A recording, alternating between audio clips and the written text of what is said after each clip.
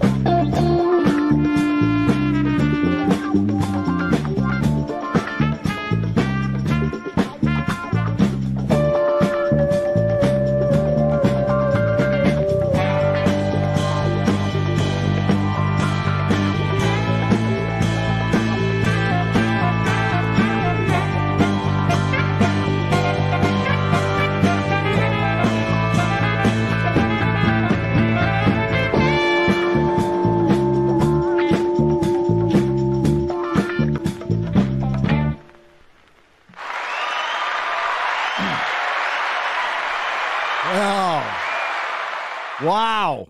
Let's do it again. Hi.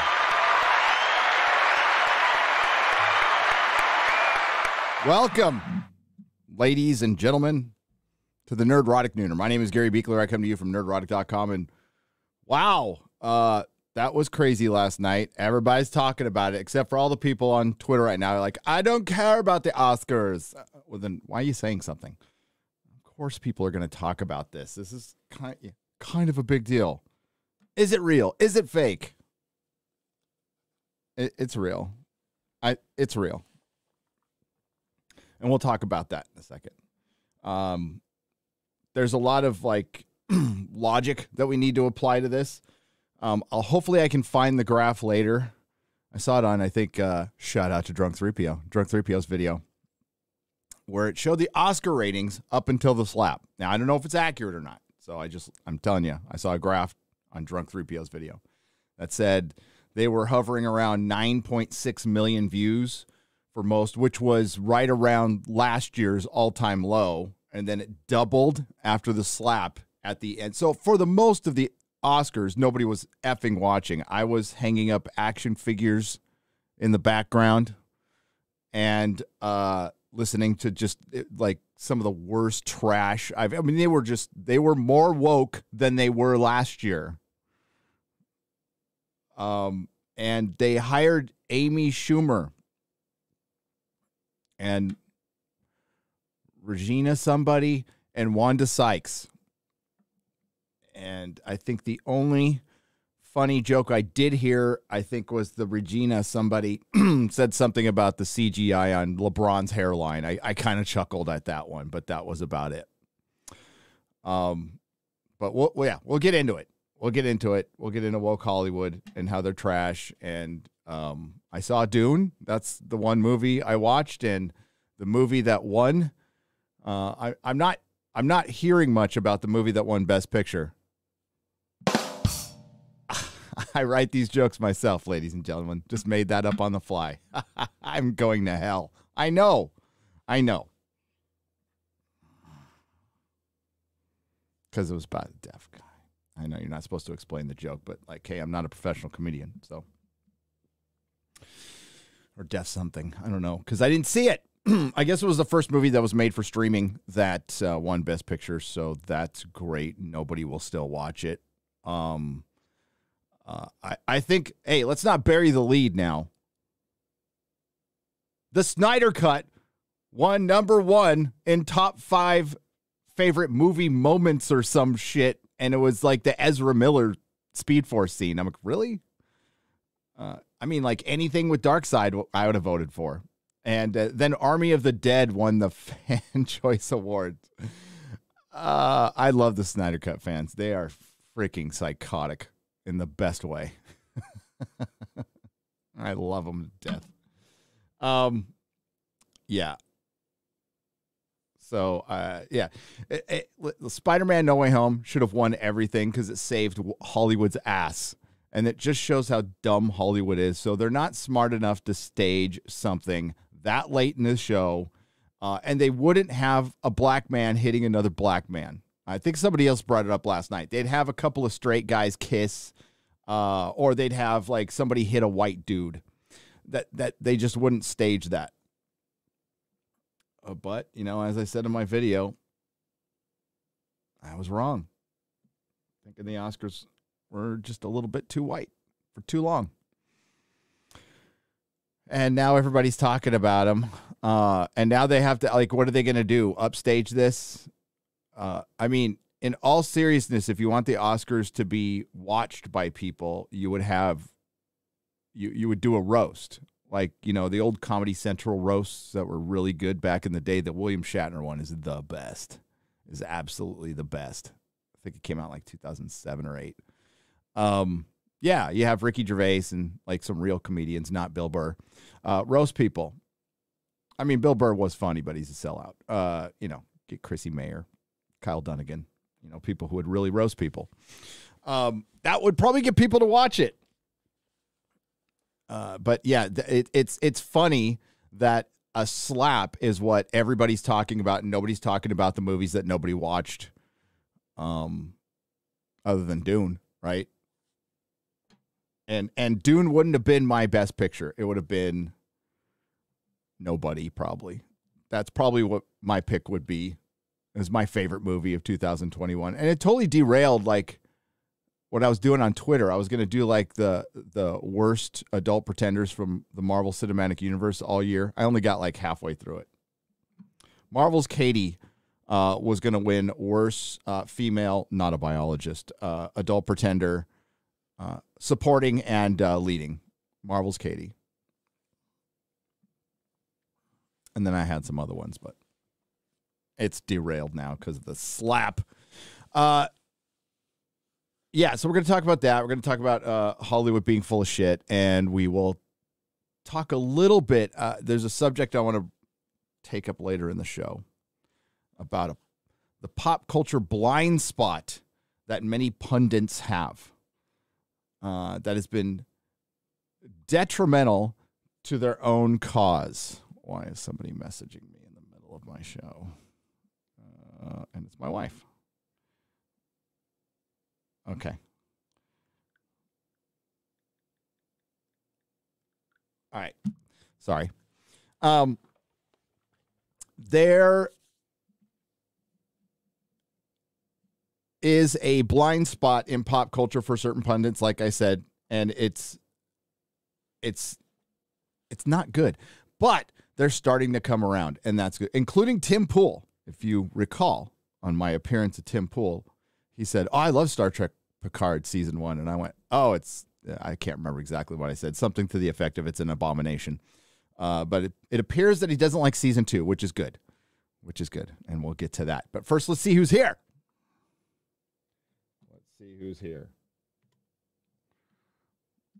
Greetings, everyone. Aztec01, Rico Suave. We are here. You are here. I am here.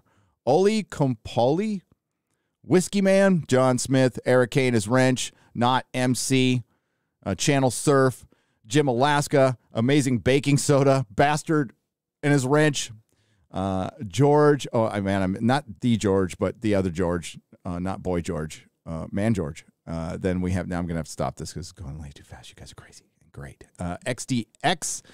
I don't know. Archivarium. Paul Blunt. NZ Greg. Jay Cha-Cha. Freddie York. Shadows Lost. 72. Grand Muff Twerkin. SJ Almighty, who is a member. War Spawned Painting, just another red shirt and his wrench. Blunt Objections, AI Privilege, Enrico Nonya, and Heroine of Hyrule. Hail to you.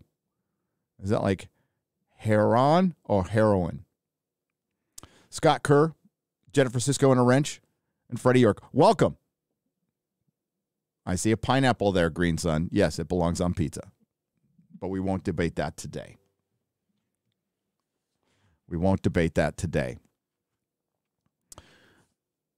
Morbius is the gay blade. Says Alan Orca. I don't know what you're... Morbius, yeah, apparently it's not going to be very good, but we'll see. We'll see. Oh my Lord. Yeah, that was, I was not planning on staying up till 4:30 in the morning working on a video that I made Quarter Black Garrett edit in the middle of the night. So he's sleeping while his that's Freudian slip, while his wife takes care of their brand new baby. My fault. Perry made a great thumb. Thank you very much. Thanks for watching the video. It's doing great. So, yeah, with the Will Smith thing, I was listening to the entire broadcast. I was not watching. I was listening while I was putting figures up. And I believe that Will Smith's open marriage, again, not judging, do what you want to do, Will, it's fine. But it seems like it might be getting to him, or just the fact that like people are snickering and calling him like a cuck, and in his acceptance speech, which looked like a man like breaking down, looked like a serious like nervous breakdown. You could tell it got to him. So there was a joke earlier on that kind of, insinuated the whole open marriage thing. I think that had something to do with it. I think it did. I think Will knew he was going to win Best Actor. I mean, I don't think they told him. I just think he was very confident he was going to win. I was very confident he was going to win. Once I didn't even see the nominees till like last night because I didn't give a fuck. But considering what happened last year,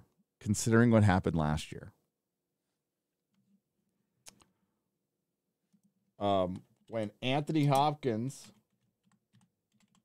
won, when everybody thought it was going to be Chadwick.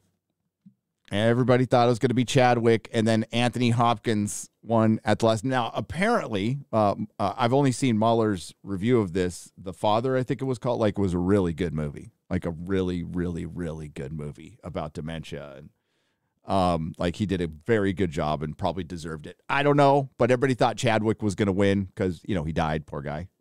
May he rest in peace. So, Oscars, they've been a little sensitive. Hollywood's been a little sensitive since 2016 when they went nuts. Oscars So White, Harvey Weinstein, everything has culminated into a very woke conspiracy of events. So yes, they were going to hand out. Now, is it something that the Academy is issuing? No, it's just the mentality of the people who vote. And you get to see some of that. There's the Oscar ballots, the anonymous Oscar ballots that Hollywood Reporter prints, the brutally honest ones, and some of them are pretty funny, including one that read that, what was it again? What's the name of the Year of the Dog is just the woke gay cowboy movie. That's what somebody called it. So if you're hearing, I mean, it's anonymous, but if you're hearing like Academy voters start using woke as a pejorative, then maybe change is coming. I don't know. Hollywood is where trends go to die, ladies and gentlemen. They don't create shit. They end it. Okay. There's some very, artistic people, some very talented people, but everything they're producing is like end line. Like if you want to go from like a widget, from its production to where it's designed, its inception, that stuff happens naturally through artists, generally, a term that used to be used on the streets. And then it, goes up to the tops, the elites, and then they usually subvert it, destroy it, and then shit it out on screen. Now, sometimes we get something good, but it's rare. It's rare. So, yeah, there was that joke that was early on. And then Chris Rock, the joke wasn't, I didn't laugh at it or anything. I didn't think much of it. I thought it was like no big deal. I turned around and I saw Will Smith laugh. Didn't think much of it. And Then I stopped watching for a second. I'm like, I'm going to go watch something else. My wife calls me like 2 seconds later. So I stopped watching. And I was like, because I was getting bored. So I think I went to YouTube or something like that. And then my wife calls me and said, he just slapped, Will Smith just slapped Chris Rock. I'm like, what are you talking about? So I went back to Hulu and rewound it like, 15, 20 seconds. Sure as shit. He slapped him. They cut the sound. and immediately Twitter was on it. We had backup recordings and everything. And yeah, I guess Jada Pinkett Smith has alopecia. I thought it was like over cancer or something like that at first, but that was wrong. Which is good. And yeah, she's got like little bald spots. So what? She looked fine with a shaved head. She should just go with the shaved head. She looks fine. But Will Smith got upset, slapped him. Now, a lot of people are like going over this, like the Zapruder film, and saying that Chris Rock leaned, it was like a fake, like movie slap. I mean, sure, anything's plausible, but Will Smith is an actor, and let's. I don't care where he's from. I don't care where he's from. He's been in Hollywood for decades now. He is a Hollywood elite, a very privileged Hollywood elite, soft-ass rich boy. That's what he is. And he slapped like one. And Chris Rock saw that thing coming a mile away. Of course he's going to lean away from it. I mean, that's just your natural reaction. You don't lean into punches. If anybody's ever been to a fight, like, your reflexes are generally pretty good. Not great, but they're pretty good if some, like, I don't know, soft-ass Bel Air dude is, like, swinging at you. And that's what Will Smith is, okay? Let's not think he's all hard. Come on. He's in good shape and everything. Like, yeah, but, dude, like that, yeah, this guy ain't rolling in Compton, right? Oh, my God, nobody saw this. So they did an opening number with Beyonce, Jeremy, from Geeks and Gamers' favorite artist, by the way. If you want to get Jeremy a Christmas present, get him a Beyonce CD. Just saying. So the two tennis players that King Richard's about, Venus Williams and her sister, announced Beyonce doing a number in the tennis courts that they trained in, and they called it the Beautiful, Vibrant Compton. I couldn't help it. I was like, what? I hope it is now. Maybe it is now. But it's just like, you're laying it on a little thick. Okay.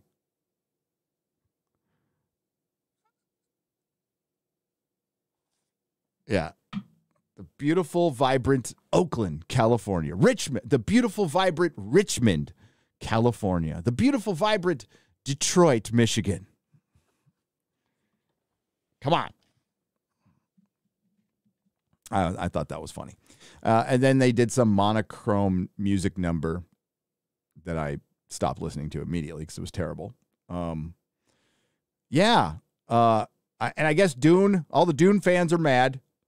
Dune fans, are you surprised? Like, when have they ever shown genre any love? Oh, I know when. With Lord of the Rings, the greatest trilogy ever made. It's far superior to Dune.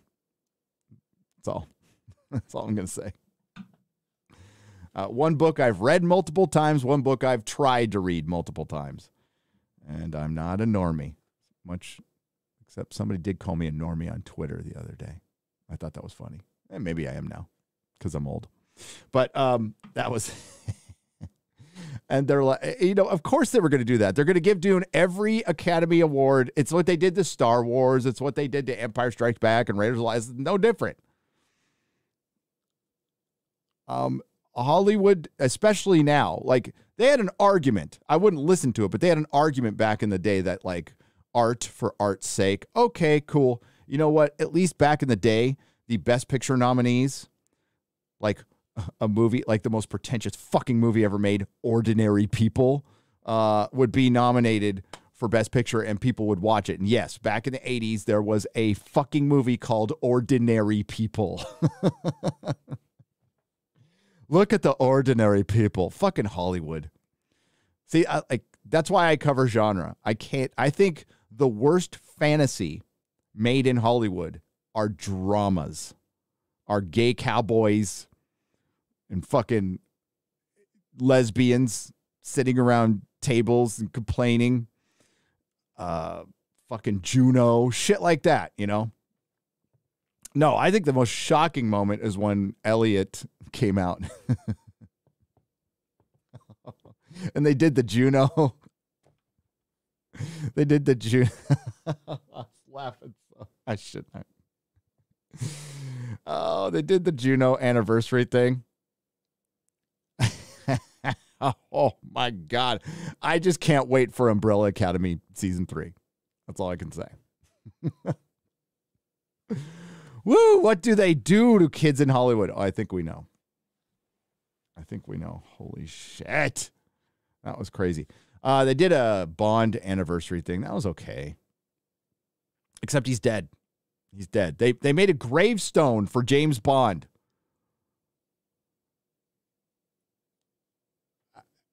I think they need to make a few more. Star Wars, Star Trek. Might as well start that Marvel Comics one, too. Oh, but the slap was the big news. And I guess, like Will yucked it up at a party afterwards. The LAPD made a statement saying Chris Rock was never going to press charges. He would look like right now, Chris looks great. Chris, for a man who took a slap, for one, just stood it was awkward for a minute. He's like, fuck, I can't believe that just happened. Now I got to continue to do my job and give somebody an award. And like, you might want to consider having sympathy for some of the people who won awards that just got, just disrespected and forgot. But I have none. I have zero sympathy. That was the most vapid garbage I have seen since the last fucking Oscars episode. It's just gotten worse over the years. Now, the Oscars used to be called, in certain circles, the gay Super Bowl. Because that's what it was. It was the gay Super Bowl. Everybody, the family got together. Yeah, I used to go to my friend Jay's house with his giant family, and we'd watch the Oscars. And it was, I think the last time I took him seriously was when Lord of the Rings only won one Best Picture. Should have won 3. All 3. Ian McKellen should have won an Academy Award. Sean Astin should have won. A lot of people should have won. Sean Bean should have won one.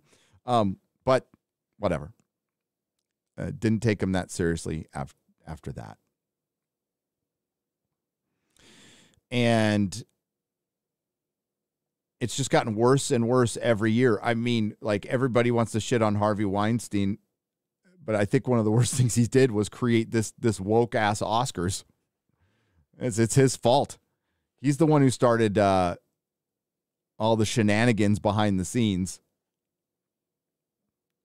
And that started the era of the Weinstein film that nobody at least some of the Weinstein films some people watched, right? Sure. But like Shakespeare in Love winning and all that fucking garbage. No. So yeah, dramas are the worst fantasy in Hollywood. And they're full. So we hear all of this. I mean, it was just Hollywood coming out going, we love black people. That's all it was last night. We love black people. Next year, they'll probably get around to Asians. They starting to a little bit.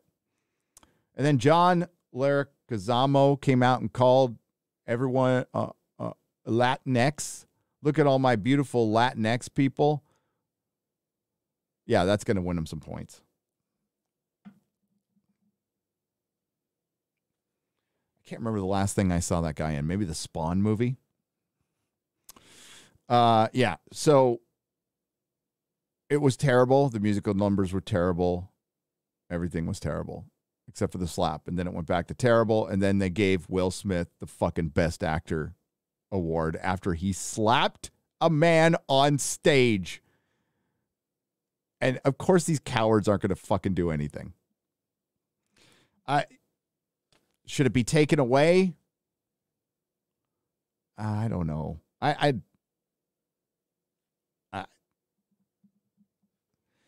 It just goes to show we are in a post-movie star era. And, you know, Will Smith got his Academy Award, but Will Smith used to be like Mr. 4th of July, right? Like they'd open movies on the 4th of July or that weekend, and it'd be a Will Smith movie. That happened for a few years in a row to where it was like his place, and that doesn't sell anymore. No, movie stars don't sell tickets anymore, period. And like I said in my video, I don't think it's any accident that coincided with the advent of social media. And now that we can hear them, we're like, oh, wow, there's a reason they're much better at acting like other people than themselves.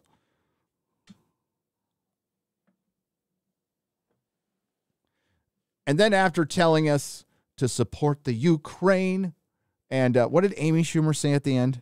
That women's and trans rights are being violated in the Ukraine. Ukraine. You mean by the Ukraine? By making all the men stay? I think the women can leave. Some women stayed. If some women stayed, that's cool. But I'm pretty sure the women can leave and the dudes can't. That's what I heard anyway. I don't know if it's true. The fact that, but I tweeted this earlier, the fact that they hired Amy Schumer to host shows that these people are fucking dumb. So they're not smart enough to stage something late in the show, like late in the show. You think you would do it earlier in the show because more people are going to watch at the end if they're awake just to see who won Best Picture and Best Actor and like skip all the bullshit before that. And again, the graph was trending like right where the Oscars were last year, meaning next year they're going to be that low again. And, you know, 9.6 million viewers is still a lot compared to a lot of TV shows, but it's not Oscar.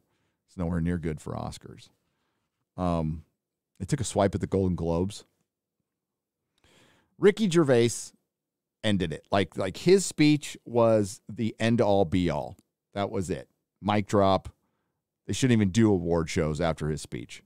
They're very much a 20th century model anyway. It's debaucherous to fucking go out there in your, like, those tuxedos are thousands of dollars, man. Thousands, $10,000, $20,000 fucking tuxedos. Simu Liu wanted to look as commie as possible.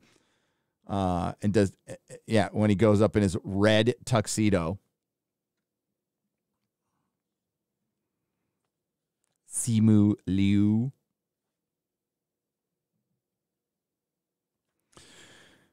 So, yeah, I'm a little tired from staying up really fucking late last night. And it was amusing. The best thing to come out of this, the memes. The memes. That's what I couldn't get to bed last night because I was just like, they kept coming up and they were fucking glorious. And we'll go over some of them. We will definitely go over some of them.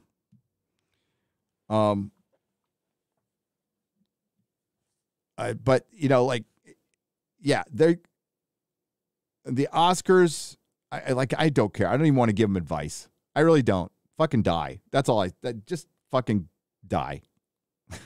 Seriously. They come out with a statement that they don't support violence in any way except for when Will Smith wins an Academy Award. They're perfectly fine with it. Chris Rock comes out looking like the bigger man because Will Smith looks pretty bitch made. And it's against his brand. It's almost like he's full of shit and he's been faking it. Well, yeah, he's probably that way a lot. You think that's just like a one-time occurrence from him? No. If that guy snapped live at the Oscars when he knew he was going to win an Academy Award, you don't think he's slapped an assistant here and there? Screamed somebody down, and fucking, I promise you he has. So Chris Rock, it's being professional after that. I was impressed. Like Chris Rock is woke. His comedy is not as good as it was 10, 15, 20 years ago, in my humble opinion. But at least I think he stood up like a man. He ends up looking much better than bitch made Smith.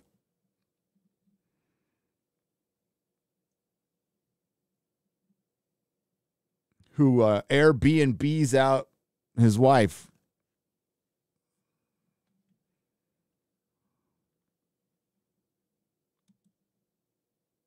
I mean, just get divorced. What, for the kids? You're going to stay together for the kids? I'm not going to say anything. I'm not going to say anything. I'm not going to get their kids. Just going to say, sometimes divorce is better for the kids. Sometimes. What was there? What was it? I can't remember what newspaper posted it yesterday. Or newspaper website. Fuck, I'm old. Said that divorce is not failure. Actually, it means that your marriage was successful. Divorce, having been through one, is absolute failure, total failure. And it could be a good failure. Some failures are very good. We need to acknowledge them and learn from them. But if we go through life going, I didn't fail, I actually succeeded, then you're going to be a retard the rest of your life. Okay, that's just a fact. Learn from your mistakes. But, dude, sometimes they're worth every penny. Sometimes they're worth every penny. You learned your lesson. That time happened. It's great. Adios.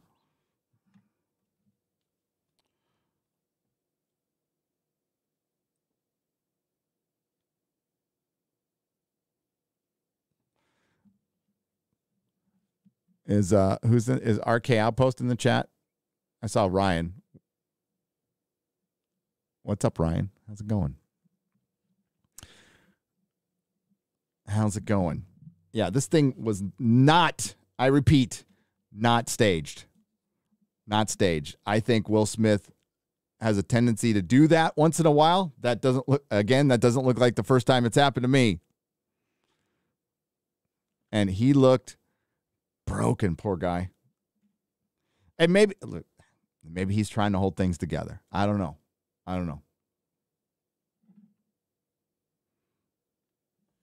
It's just best to, I don't know why anybody, like, if you're like a young man, if you're 30, 25, don't get married. If you're like, just like, especially before you're 30, just don't. I mean, of course there's exceptions, but as a general rule, don't. Wait till you're 30, okay? Wait till you hit that prime in life. It's a little bit, just, I don't know, unsolicited advice, especially if you're like all rich in Hollywood. I don't know why Elon Musk got married. Like, why? Not unless you find your soulmate.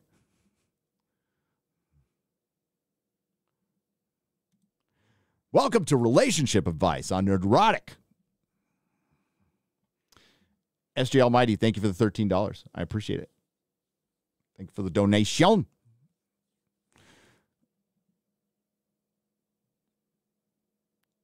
Are you there, Ryan?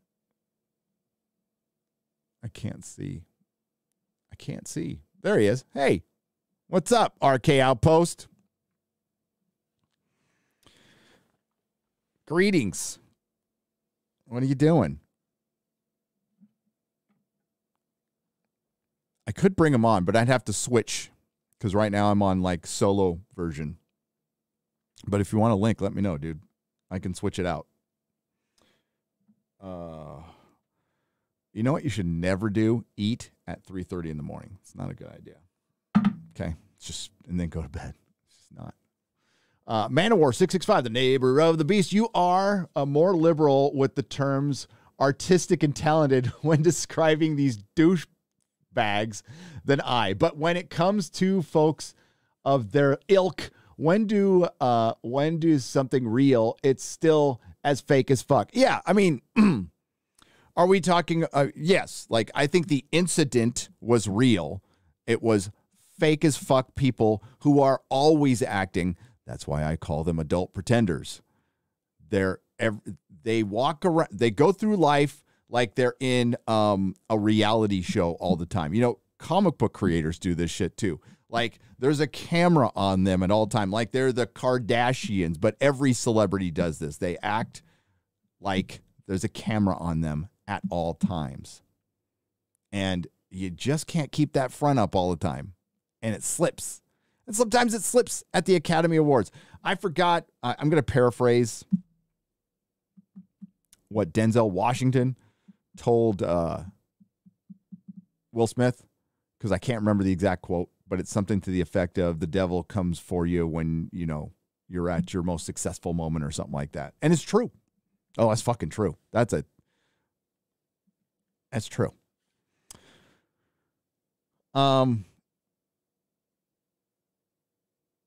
But yeah, these are all the clowns that were clapping at the gay. We're going to say gay at the Oscars. Yeah, we figured you were going to say gay at the Oscars. It's the gay Super Bowl. It's pretty gay. We've known that since we've started watching the Oscars. But misrepresenting the Florida bill, then going after my great state of Texas. Voter suppression. Real quick. You need an ID to buy liquor. You need an ID to buy a gun. You need an ID to buy cigarettes. And yes, you should need an ID to vote. And if you don't think somebody is capable of getting an ID, you might be the racist. Okay? Yeah, you need an ID to vote. And I want you to go through the process of getting an ID to vote. And if you can't go through that process, then don't fucking vote, please.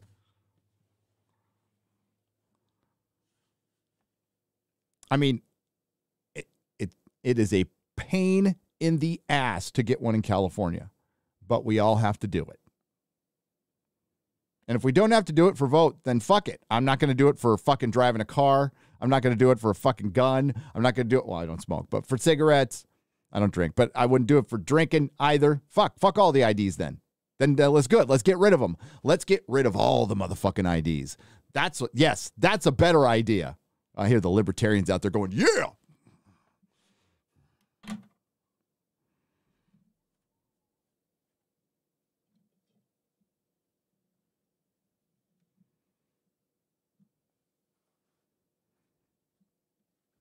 But Wanda Sykes breaks out like a pre-shredded ballot, and all I could think of was the 2020 election. I wasn't thinking about Texas.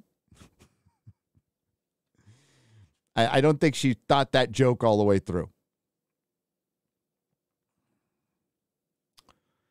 Enoch Maman for $10 says the problem was that this was a comedian joking. The bigger issue is response, not the inconsistency of people who say toxic masculinity but are okay with man defending his wife, but the consistency of saying, okay, to hit your critics.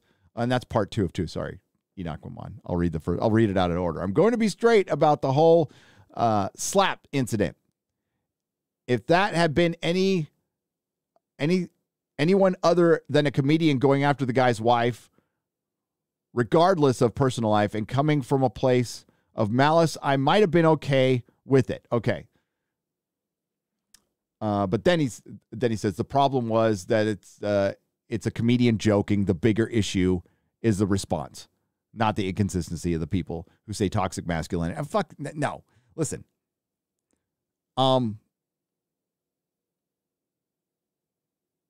Dude, I was crossing the street one time going to the gym with my wife and my kid. And this guy thought it'd be funny to fucking hit his gas to make us jump. He thought it'd be really fucking funny. And then I thought it would be really funny to pull his little fucking ass out of the sunroof, which is what I did. So yeah, people get pissed off. You go after people's wives, they're going to get fucking pissed off. But it's a comedian. If I'm going to a comedy show and somebody roasts me and my wife, I'm going to laugh because that's what I paid for to do. You want to be all sitting in the front row. He knew he was going to win that fucking award. I promise you, he knew it was his. Like, this is it. This is my chance. And they're all like, why were they so far apart?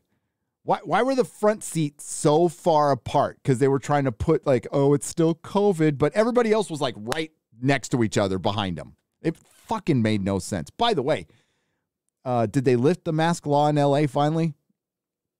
Are kids still required to wear them in LA County? I don't know. I think maybe it got lifted, but conventions in LA are still making you wear masks. Fuck that. But I digress. Sure, you want to defend your wife. Somebody disrespects somebody, like fucking calls her whatever. Yeah, that's fine. I have no problem with that. Defend your wife. Go sock somebody. Do what you need to do. Just be careful when you're socking somebody because they might sock you back. But yeah, I did pull some kid out of a fucking, it was kid. You know, I was like, at the time I was like 40. It was when I had the comic shop. I pulled his ass out of the fucking sunroof. My kid was there too, so I tend to get a little defensive of them too. But I'm also not in an open marriage. So there's that. Big difference. Big difference.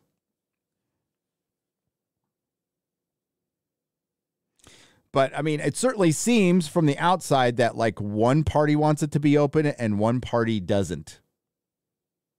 But they're going to be okay with it because why? Maybe Will's just got it bad for her. You know, that's known to happen. Some guys just got it bad. Like the man said, love makes you do crazy things. Chris Rock was lucky the academies didn't take place in Norway. It's under rules. It's my understanding that since Will Smith defeated him in one-on-one combat, he would have been bestowed the title Jarl and would be able to lay claim to Chris Rock's household and possessions. What? WG. Maybe in 1600.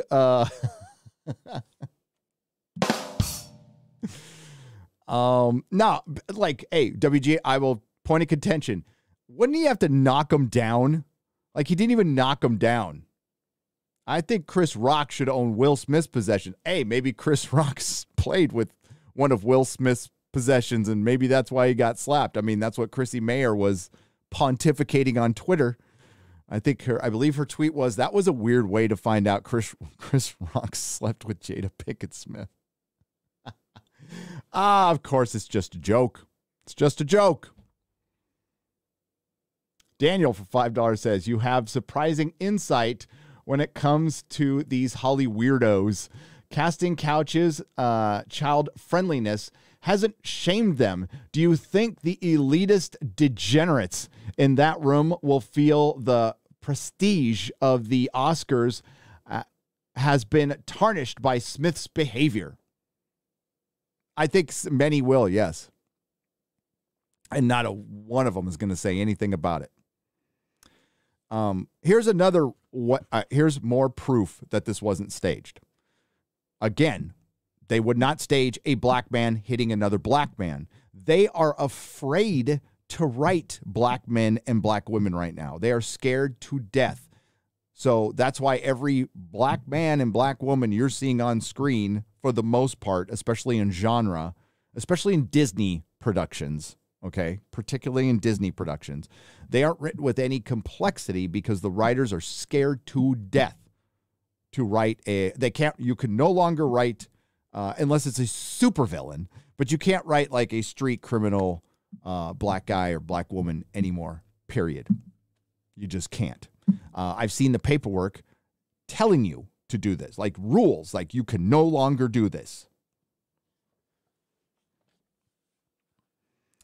There might be rare exceptions, but for the most part, you're not going to see them painted in a bad light anymore. Now, personally, I think anybody can be painted in a bad light and will be in a much better place in this country when we can make fun of each other and laugh at each other and realize that we're just making pretend. So we're not perpetuating any stereotypes because that's largely projection. Like half the time, I don't even know what these people like. Okay, I don't see people like that. If I see one person as a criminal, I don't think their entire race is criminal. I think I'm watching a TV show. I think we're losing our grip on reality. I think this country needs to pull this giant stick out of its ass and get some perspective. But yeah, right now, that's just the way it is. We did go from an era of like art was pretty free for a while. There was some pretty edgy comedy going on 15 years ago, and now we are just prudes. And it's from the left. It's so bizarre. It's not like if you asked me 20, 30 years ago this was going to happen, I'd be, oh, you fucking crazy. But then somebody turned on CERN. We went into a different timeline, and here we are. I'm only half joking with that. Yeah, so they wouldn't do that. I just had a very long conversation with somebody explaining that very thing to me behind the scenes at a production of a thing produced by Hollywood. They cannot write characters of color with any complexity. They're scared to death.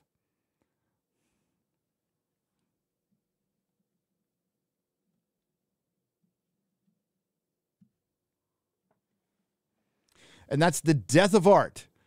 That's the death of art. And that sucks. I like it. I would like it to continue in a normal, balanced manner. But we're going on years of this not happening now. And there's only so much time you have to reel it back in. And the longer it takes, the less of a chance you have of recouping. You're never going to recoup all of your audience. Once you've lost people, you never recoup all of it. You can recoup some of it. There's always exceptions. But for the most part, what I've seen through selling shit is once you lose something, it's very hard to get all of it back. Not impossible, but very, very, very improbable. So, alienating people, doubling, tripling down on the woke, okay, by the way, this Florida bill, Daily Wire just came out with a poll, 67% of Americans are for the bill. They're against what Disney said about the bill. That's vast majority. That is a vast majority. Disney is coming out against the vast majority of the American people, of their fucking clientele. What does that tell you? And like, this is quantifiable now. This is something a lot of us have been saying for years. But now it's how people are waking up to it. Wait a minute. This is not a good business practice. Why are they so scared of a bunch of activists? And why aren't they scared of their own customers? Well, because people still going to fucking Disney World. Tell you what, Disney World numbers dip. Like when the pandemics, like if this summer, if they dipped 50%, Disney would shut the fuck up immediately.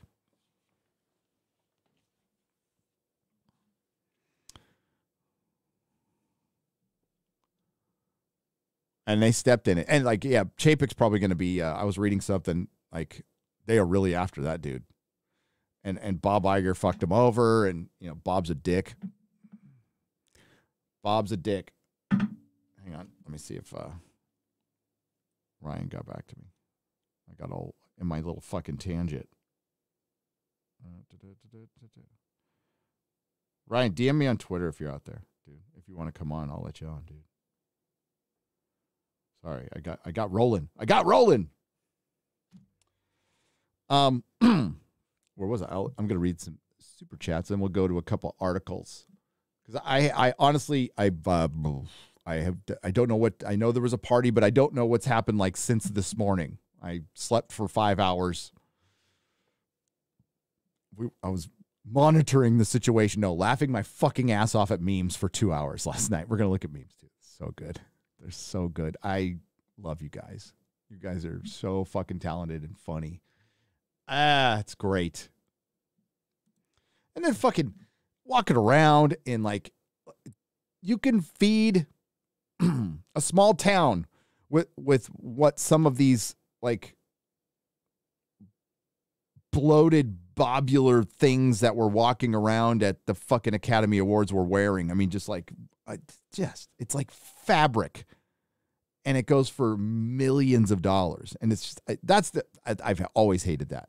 I've always hated that. I know my wife's like totally in the fashion, and that's cool. I see the artistic side of it. That's fine. The fact that shit costs like millions and millions of dollars. It's like that Ukrainian flag painting that guy just fucking slopped yellow and blue, and it sold for $46 million. I'm all shit. I could do that. Fucking modern art's garbage. But yeah, it just makes you sick. And then they come out and they try to tell it. The Ukraine. We're so worried about the people in the Ukraine. You can give a fuck. You're worried about getting your Coke when you get to the fucking party afterwards. That's all you were like, lining up your dealer. You don't want to get, exposed. You don't want TMZ catching you doing some blow.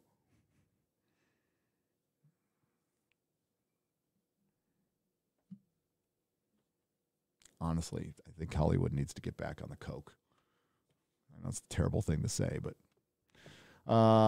the Oscars, no one cares about them. They had to do something to make fans. Don't fall for it. Ignore this. Drop it. 5 years clean next month. Hey, congratulations, random Eskimo for $5. But no, sometimes some stuff just genuinely happens. And like, you're talking to a guy who believes in a lot of conspiracy theories. Okay. A lot of conspiracy theories, but I'm also a guy who's like been hit and hit people. And yeah, it looked plenty like, I think Will held back. I think Will wanted to sock him, but I mean, maybe like we've all had our emotions take over at times. Okay. It's happened to all of us. Oh, come on out there. You've road raged before, haven't you? You've road raged. Yes. Yeah. So that's all it was. That's all it was. It's not going to help them. I mean, how does this possibly help them? How does that? The advertisers don't pay based on a moment that had 8 million extra people watching. That's not what the advertisers pay on. They've already paid the money. And the advertisers, if the fucking Academy Awards tries to say that the whole show was watched by 17 million people, the advertiser's going to go, no. Well, tell me when the next celebrity is going to punch another celebrity and I'll pay for that time slot. Until then, no. It's 9 million. That's what we're going to pay for based on the average time. So like, no, there's no logical way this would, like, people are talking about it. Great. And no publicity or all publicity can be good publicity. Not all the time. Nobody's talking about the movies. None of the studios are going to get an Oscar bump out of their best picture. Nobody's talking about Coda. People still think it's probably just the weakest Led Zeppelin album, and basically that's what it is. The weakest Led Zeppelin album.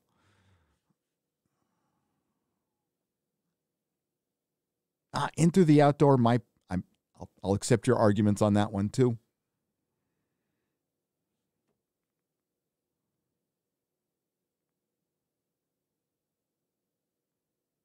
Staged.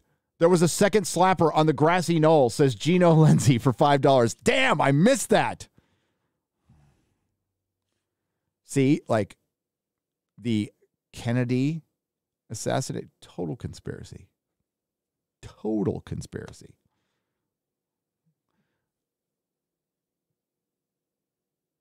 These people could give French aristocracy a run for their money, says Apollo 536. You are correct. You are absolutely correct. These people, yes, these elitist, fucking vapid, fucking woke celebs with room temperature IQs. No shit about life. They're not raising their fucking kids. Yes, again, there's an exception. There's a couple of normal people out there, like Kurt Russell seems pretty normal, you know, for probably being one of the biggest chads in Hollywood. He's pretty fucking normal. But yeah, most of the time they're in open marriages. I mean, listen, if a marriage lasts for 5 years in Hollywood, that's considered like a lifetime marriage. It's like a dog years situation. And they pretend for a living. Imagine what that does to your psyche, right? Especially if you want to, when Hollywood was rooting on the riots, we all know what they were really saying. We saw the subtitles. Please do not come and burn down our mansions. That's what they were saying. We support you.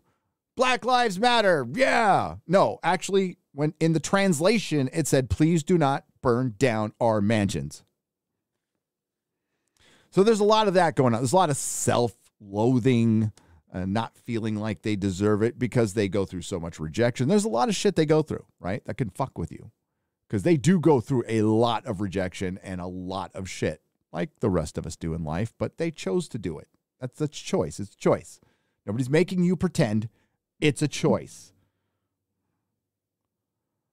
You can go out and get a more secure job that might not be as thrilling or fulfilling, but it's secure. Like it pays the bills.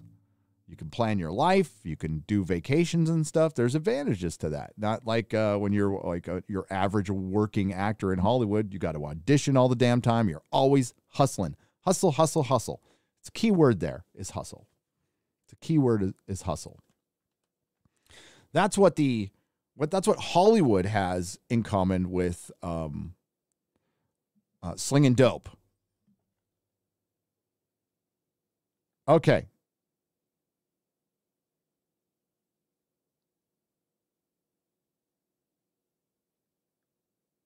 All right, Ryan. Hey, next time. He'll do it next time. He's got some stuff to do. Love you, buddy. Where was I? Oh, yeah. So, yeah, slinging dope and hustling in dope and hustling in Hollywood, same fucking thing. Same fucking thing. It is. Your drug dealer's your best friend. The guy who can get you the next score is your best friend or gal. Same situation. People will use money and drugs to make other people do horrible things. Yeah, same situation. Is it any different? Is Harvey Weinstein any different than a big coke dealer? No, he's not. So yeah, they put these people through a lot, and hustle is a key word there. There's a new hustle in town, by the way. There's a new hustle in Hollywood. It's not new. It's about 4 years old. Been talking about it for a long time on this channel. It is the racial hustle, identity politics hustle, the activist hustle. People are getting jobs based on the color of their skin or what religion they have or where they put their junk or where their junk is, and they know it. They absolutely know it. And there's some people in Hollywood who are completely okay with, yep, I got my job based on my skin color or that I got teats or something like that. And I don't have to put any effort in because I know that's how I got my job. And it's starting to really piss off the people who are working. So here's the deal, though. The people who are working either weren't aware of this situation or were fully aware of it and didn't say anything at the time. And now they're losing their jobs to hacks and they're getting a little mad, but it's a little late. We've been asking you guys. See, we can talk until we're blue in the fucking face, but nothing is going to change in Hollywood until you fucking change it. I know you want to blame everything on the fans, but we can't actually change that shit. We can stop watching it, which a lot of us have done, but we can't change it. I appreciate people reaching out and talking. I think it's really good. I think it's important, and I think it's really cool. But I can't do anything, nor would I.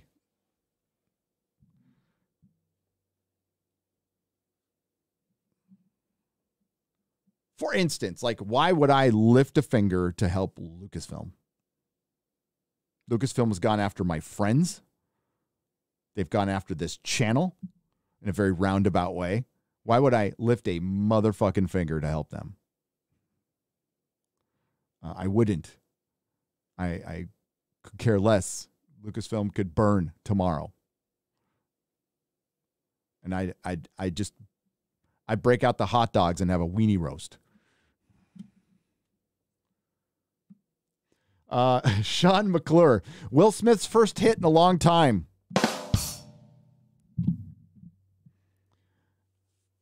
You could drop. Ooh, wow. Oh, man. Hey, like Sydney Watson, I'm just going to read them. You could drop the goo on Jada's face. Just don't make fun of her head. Says Breer 24/7I. Mama Susan, I got to read them. Thank you for the $5. The Oscars, I read that one. Here's the $1 million question. What would Smith had done if it was a woman who made the joke? Well, a woman did make a joke earlier on in the episode, and you saw what he did. In the words of Kirk, let them die. Yes. A woman did make a joke referring to his open marriage, and I absolutely believe that had something to do with his behavior later. I feel like imagine you're Will Smith and you're never told no. Except to your wife. Except your wife. Who's saying yes to a lot of other people, but saying no to you when you go, hey, could you just be my faithful wife? You know, I'm fucking Will Smith, Jada Pinkett Smith. Your career would be shit without being married to me. No, she would be. Let's be real. Jada Pinkett Smith ain't selling tickets to anything, and neither is Will Smith anymore. But, yeah, I think that stuck in his head, and it was a woman who told the joke, and Will Smith thought it was his night. This is my night. This is my night. They planted him in the front. He was like royalty there. You saw that, right? Like, he was front and center. The camera was always on him. Everybody knew he was going to win, and he got cucked on his night. And it pissed him off. It did. Just speculation.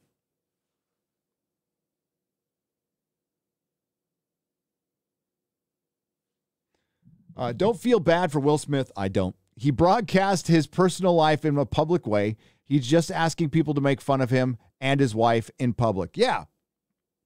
I don't know. Maybe it was just going to get out, and it's better that he said it. That's probably why it came out. Because if I was his handlers or whatever, I would, no.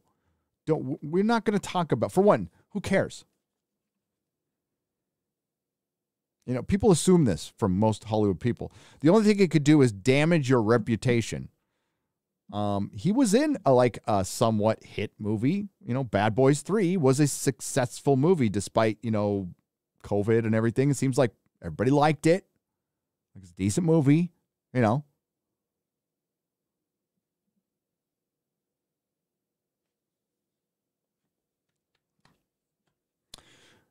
Yeah, he's got to keep that, you know, he could have gone down, he could have done some more action movies and his career would, you know, would be fine. It's not going to ever be what it was, but it would be fine.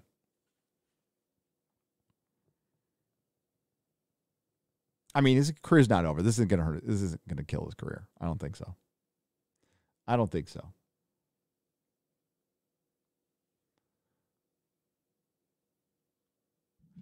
Good on Ryan for reporting on black violence last night. It's too underreported, and no one seems to care when it happens, says Brown Gaijin for $5. Yeah, hail Ryan. Hail Ryan. And Geeks and Gamers. My brothers and sisters over there.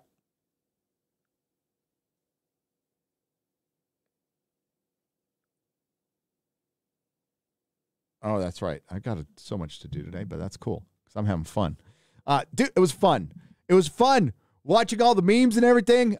Like I said, there's a couple people on Twitter going, I don't care about the Oscars. And like, okay, then don't care. But I'm going to enjoy. I was popcorn. I was like, them fucking memes. I'm like, this is great. This is great. Celebrity on celebrity crime. Two celebrities I give two shits about, to be honest with you. Although I'm definitely, I mean, if I was on somebody's side, I'm on Chris Rock's side. Okay.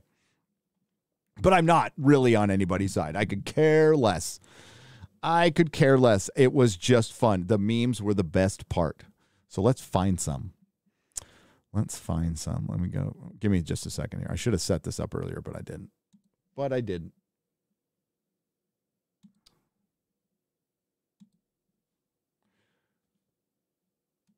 All right. And I do have to mention this.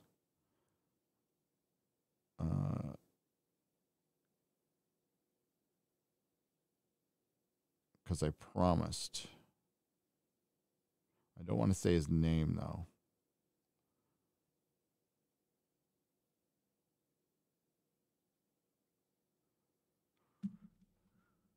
Oh, sorry about that. Give me just a second. It's a one-man show. The Nerdy Ronin. He's a supporter of the channel. He's got his own channel. He sent me a message. I just want to say I got the message, and I could not find what you sent. I don't want to like blast it all over here, but I did look. So I will send you a message after the show. Okay, I will send you a message after the show, and we'll figure it out. Okay.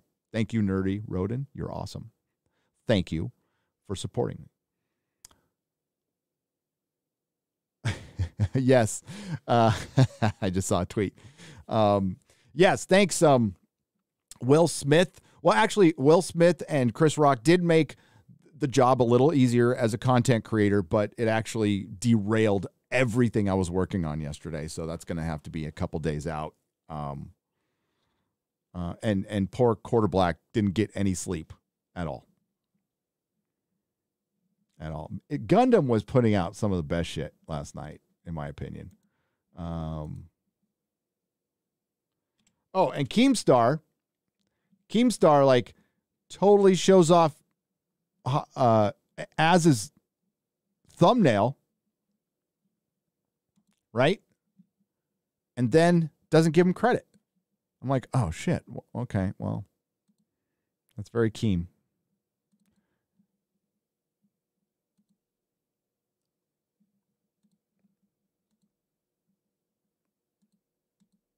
Oh crap! Why is it not showing? That's odd.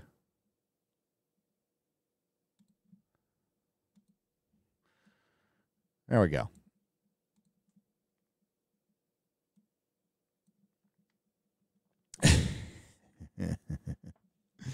Yeah, I thought Gundam was doing the Lord's work last night.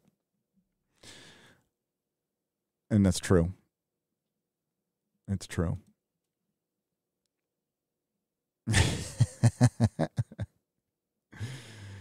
Dogs, hey, DSP had the tweet that had like 70,000 likes on it because when the Academy came out. So yeah, here's the slow-mo.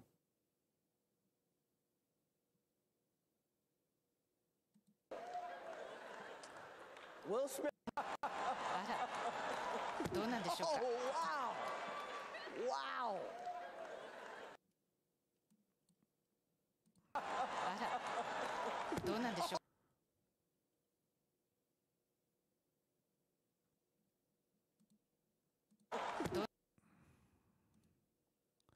Back and to the left.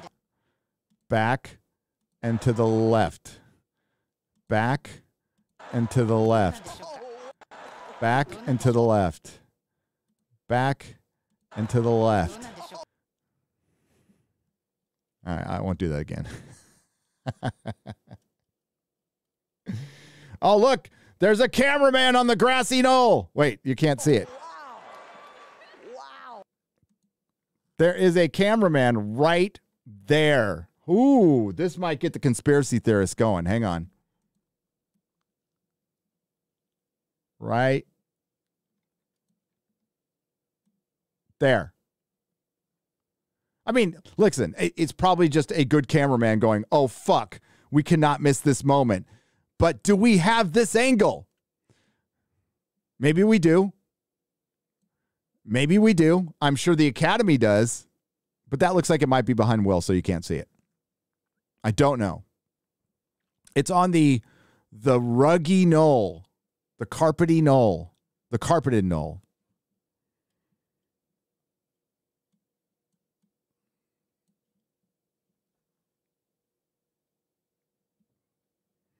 Oh, wow.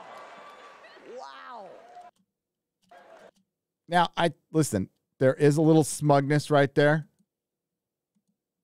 Let's look at his facial expressions here.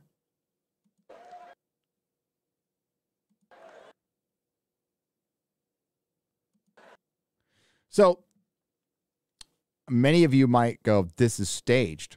Look at his face right there. Au contraire. What was staged was his acceptance speech. That was some bullshit. I think there was some mental breakdown going in, but I don't think the crying was for anything other than that. And I saw him smirk.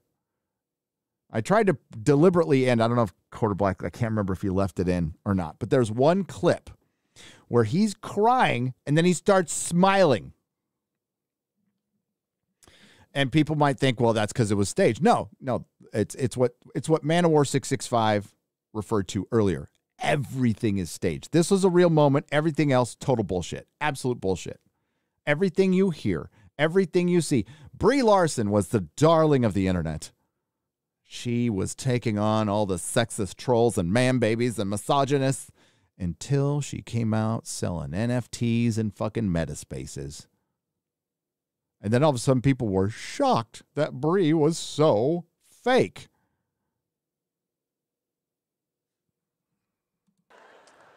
Will Smith just smacked the shit out of me.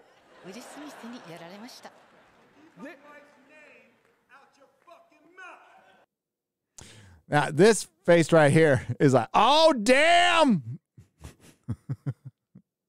Everybody thinks it's fucking like fake, right? Lots of awkward laughing going on. Wow. And they're like, oh, this is real. Wow, dude. Yeah. It was a G.I. Jane joke. G.I. Jane のジョークだったんです。G.I. Jane, no joke. That's quiet, X-ray girl. I'm going to, okay? Okay. That was a greatest night in the history of television. Oh. That's a good recovery. So, yeah. I mean, I'm not going to break it down forever. If we find out it's fake, I won't be surprised. It's definitely a possibility. I just don't think so. I don't think so.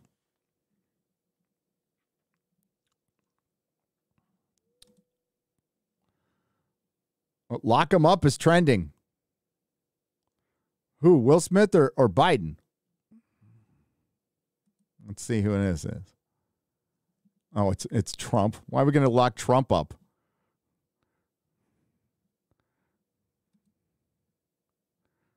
God, they just can't stop talking about him. The guy's not president.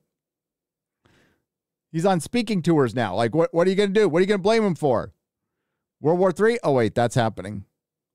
Inflation? No, wait, that was Biden too. High gas price? Oh, Biden. Shitty economy? Biden. Oh, but let's complain about a fucking guy who's not president anymore. Okay. I'm looking for me. That.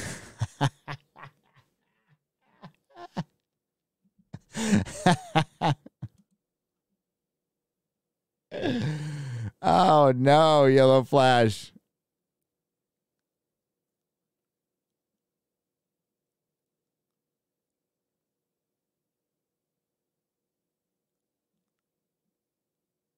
Yeah, I don't support Will Smith for oh my God.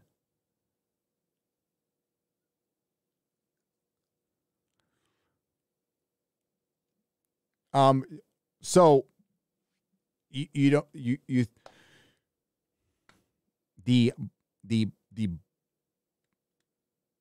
the black community in Hollywood is probably not happy right now. Or they're laughing. I don't know. I'm not there. Obviously, not part of it. I don't know what Black Twitter's saying. I didn't even know there was a Black Twitter until like fucking 6 months ago or something like that. Or no, until Ryan. So like 2 months ago. I didn't even know it existed. Prediction: Will Smith comes out of the closet in the next three months. I don't know about that.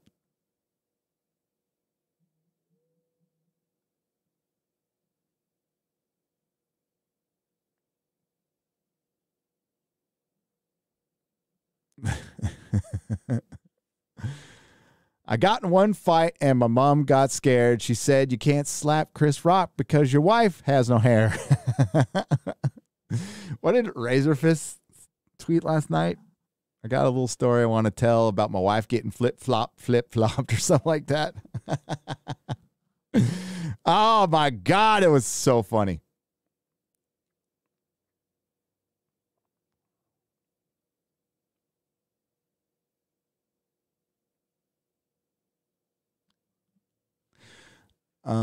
Black Star Diva says, sorry to drag Ricky Gervais into this, but his jokes at the Golden Globes were brutal, and fucking brilliant, by the way. No one slapped him because, well, he's a comedian. Chris Rock didn't deserve this, and Will Smith ruined what should have been one of the best nights of his life. Yep, he did. Oh, and this is like Will Smith. This is what he's known for the rest of his life.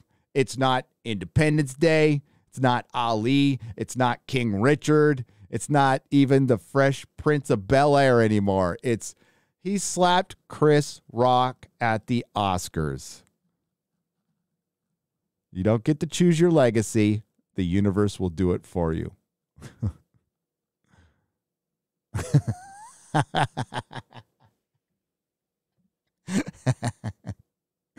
KO. He didn't KO shit. He didn't fucking KO shit.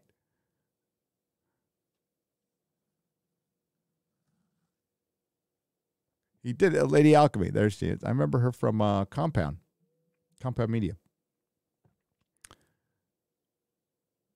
Oh, here we go.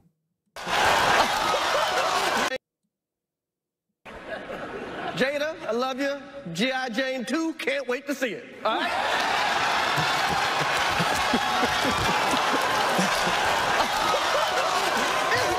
that was a nice one. Okay. I'm out here. Richard.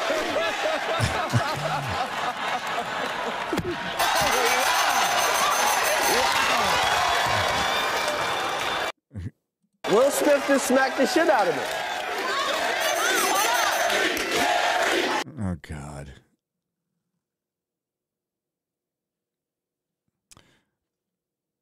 That's Krigler.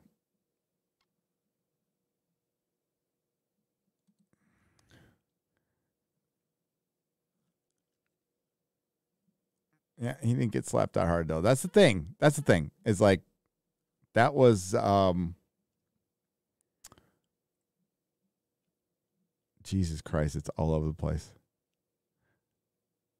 Fucking Star Wars fans. Execute. Yeah, there's the Jada face right there.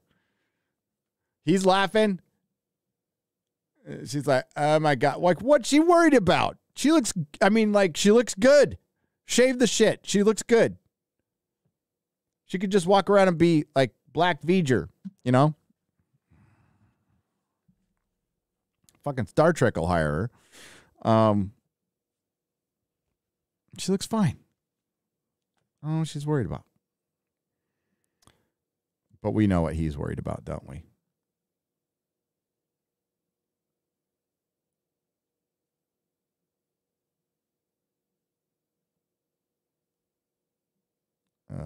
Don't even remind me.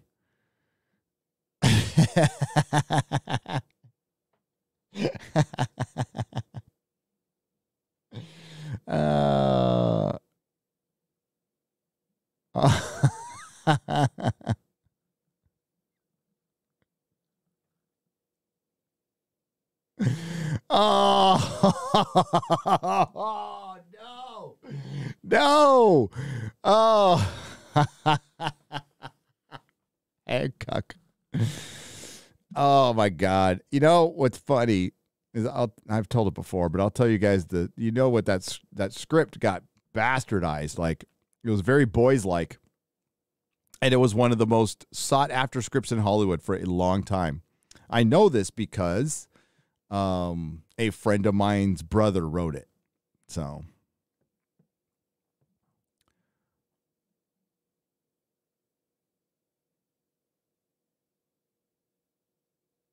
oh boy, that's terrible. That is awful. Celebrity Death Mask. I miss it. Chris Rock after getting hit by Will Smith. Will Smith after that. This says it all. Oh, you can't see it. Hang on. There we go. God damn it. Let me show you that other one I was laughing at.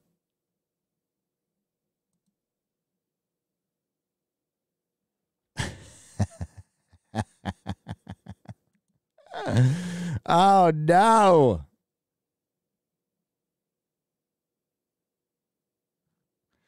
Bracing for contact. Oh, no. Yeah. I don't know. There was that picture of everybody's facial reactions. I don't think that was real. Like, who would have got that? There was, Ryan had it in his video. There was footage of, in between a commercial, and you saw Denzel calming him down and stuff like this. But, like, ultimately, this will be out of the news tomorrow. I could give a fuck about these fucking people. They just, I guess the takeaway would be more people are just realizing that they're completely full of shit. What's up, Bounding into Comics? Hail Bounding into Comics. I'll find some more and I'll bring them up.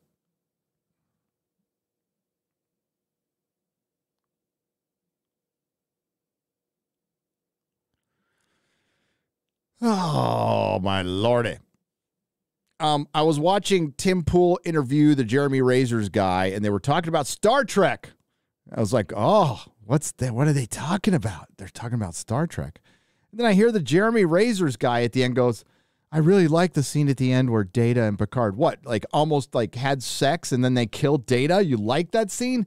And it made me think of something. It made me think of when I was on Tim Pool, and he told me he liked Star Trek Picard. And like, you're on somebody's show. I tried to do it the best way possible. But I wanted to really get into the blind spot the right and center have with pop culture. Just a fucking massive blind spot. Now, I have detractors. I know it's crazy. I have detractors. A bunch of them are on the right. That's right. A bunch of them are on the fucking right, which is fine. But you don't understand that. And that's good, because that means I'm pissing both people off, so I got to do something right. Okay? But the thing is, there's no balance in Hollywood. We see that when they're making jokes. I mean, if you want to make a fucking Texas ballot joke or a Florida joke, and then you make a joke on the other side, right? Then it's balanced, and then I'm completely okay with it. Then you're ripping everybody, and that's good. That's good. But when I hear, like, Tim Pool or anybody say they like Star Trek Picard or Last Jedi's not so bad or fucking Star Trek Picard is season 1, and dude, you're on the right, and like, I'm not even on the right, dude. But they fucking hate you. They hate you. They fucking hate you. Didn't you see that last night? They can't stand you. That's not good. That's not good. I'm not saying be a Republican. You can be whatever you want. You're welcome at this channel for whatever you want. But the hatred for them, that's the problem. And it's baked into every script. It's baked in, it's now part of this ESG scam that's going on.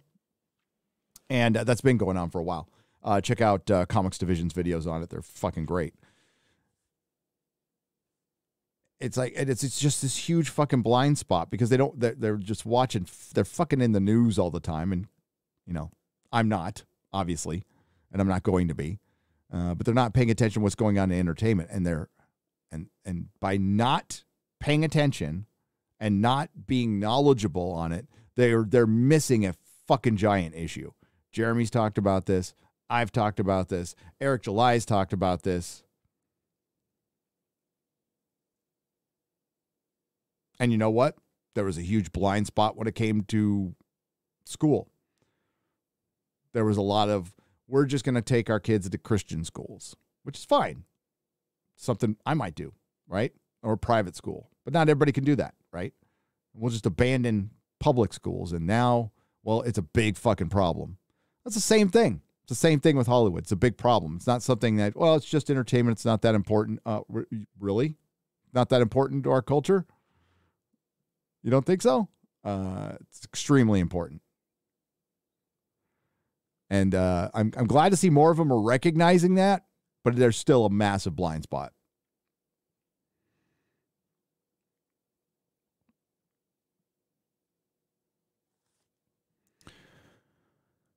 Massive blind spot.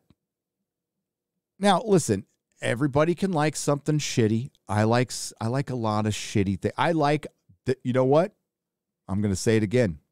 There's a Will Smith movie, a Netflix Will Smith movie that I like, that I'll watch again, that his slap won't affect at all. And it's called Bright.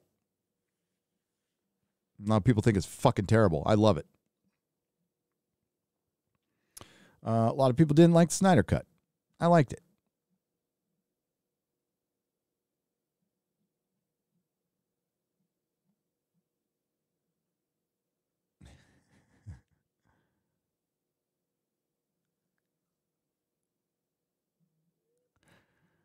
All right, here. Let's get to some of the shit I retweeted last night.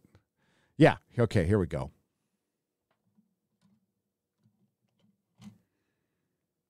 Can you see that? All right, good.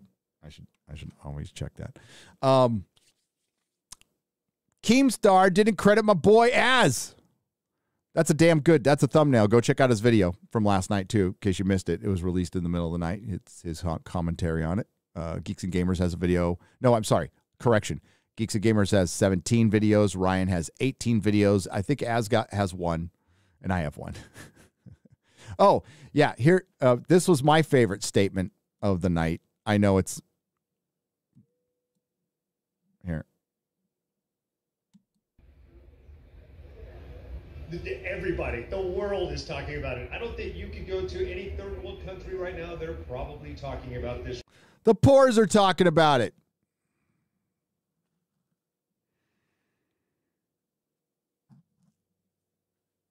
So a guy, I mean, there's just something obscene about a guy in a freaking gay-looking tuxedo, okay? Like, I'm not putting this thing on. But that's his choice. I'm not putting this thing on. Give me traditional, like James Bond, like one. That'll be awesome. And he's standing in this multi-billion-dollar theater, thinking that some guy or gal, some hunter-gatherer who has to dig a fucking hole for fucking water is thinking about Will Smith slapping someone. No, they don't give a fuck. They're hungry. Or they're being invaded, or I don't know, we're bombing them or something. I don't fucking know. But this is one of my favorites. Now, I have no access to Alec Baldwin because I don't follow him. Now, apparently you can still see his tweets if you follow him, and he approved your way because his tweets are protected. Real or fake, there was a lot of great Alec Baldwin memes last night that were wonderful. But if this is real, then this is the winner. By far. Jay Longbone is fucking savage on Twitter. I love her. I love her to death. She's a treasure. She is a treasure. That's a strong black woman right there. Then there was Gundam. This is one of my favorites. What the hell has happened to Wesley Snipes?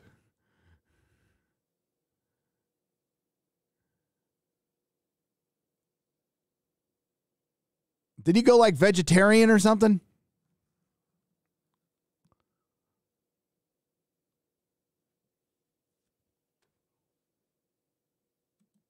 My God. Chrissy Mayer says, well, this is an interesting way to find out Chris Rock had sex with Jada Pinkett Smith or Pinkett, Plinkett, Mr. Plinkett. And yeah, this is one of my faves right here.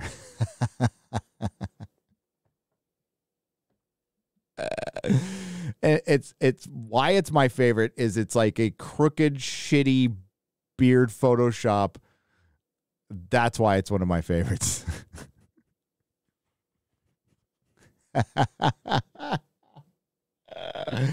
Oh no. Yeah. That's from my vid. Yeah, and there's some poor guy named Will Smith last night. I guess Steven Smith was going at him. And he's not Will Smith. Or somewhere, but that's it.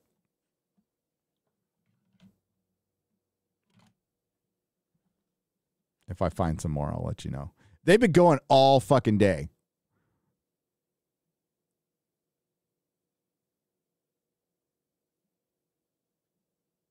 All day. And the only reason I was listening and checking in at the Oscars was I figured the ratings were going to suck, right? So I was going to do a quick video and throw in some of the woke commentary. And if that slap doesn't happen, its ratings would have been lower than last year. So they doubled their ratings after the slap, and then it dipped, and then it went back up when he gave his speech, and then pretty much ended after that. So they had 9.6 million people watching, and then it jumped to 17.9. 17.9, which is a little under the final episode of Game of Thrones.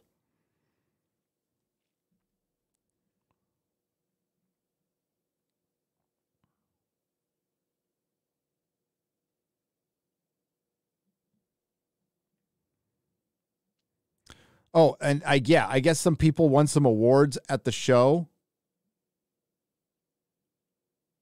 And I don't care. I really don't care. Like I said, the fucking Snyder Cut winning an award, I was just cracking up because I could hear the collective orgasm from the Snyder Cut fans. Everybody could go, "Oh, we beat Spider-Man!" I love fucking DC fans. They're crazy. You guys are nuts. Like I said, on the spectrum of, I guess, radical fundamentalism,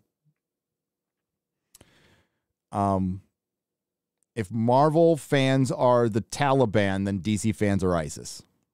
It's just the way it is.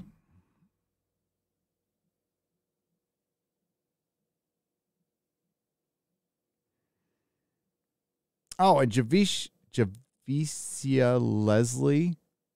Oh, we're not done with the racism, folks, because she came out with a video that she thought was funny, and that they put canned laughter into, and it was fucking cringe.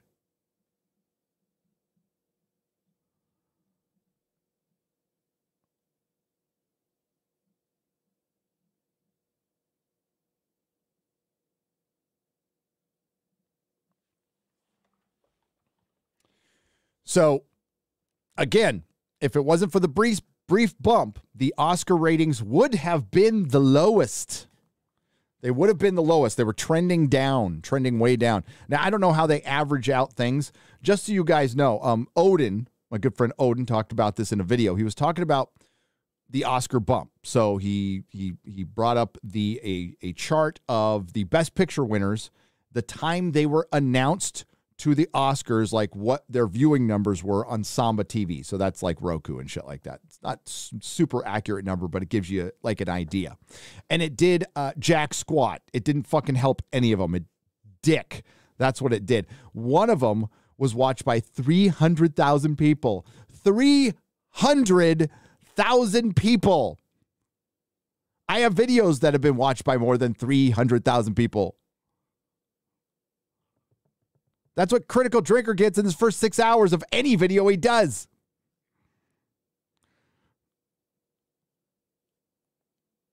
So nobody's watching this shit. I mean, which is fine.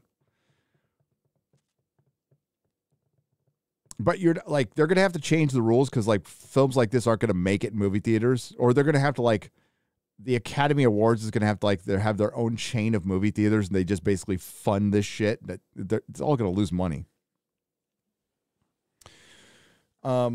We've achieved peak Hollywood, ladies and gentlemen. How do I know this? Well, Hollywood used to be the peak of entertainment. It's not anymore. It's not. We kids, Generation X, like Star Wars was our Beatles, right? You were born between what, 68 and 80. We'll just say 80. I forgot what Generation X is, but somewhere around there. But like Star Wars was your Beatles. Some of us got to experience the first time live, and it's just not anything I would ever be able to explain to you how big it was. Because we have not, and I repeat, we have not experienced anything that big in my lifetime. Just haven't. There's been some stuff that's close, but like, no, not even fucking like the Harry Potter phenomenon, if you count the books and the movies together, does not equal how big Star Wars was.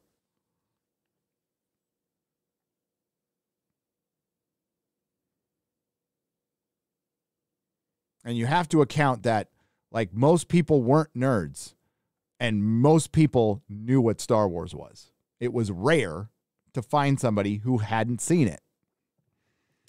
In an era where nerds were made fun of even after the movie came out. So it was big. It was fucking big. But we as kids went to movies like all the fucking time.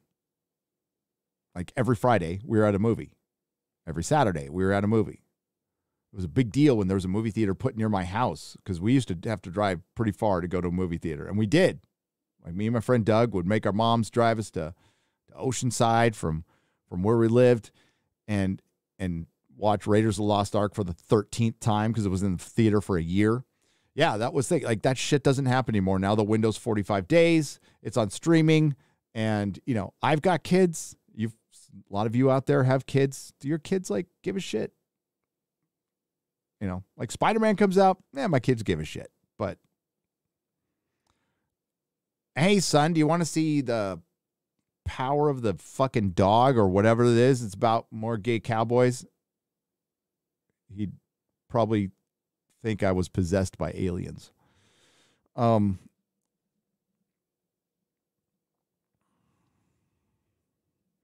get to you. Beautiful folks.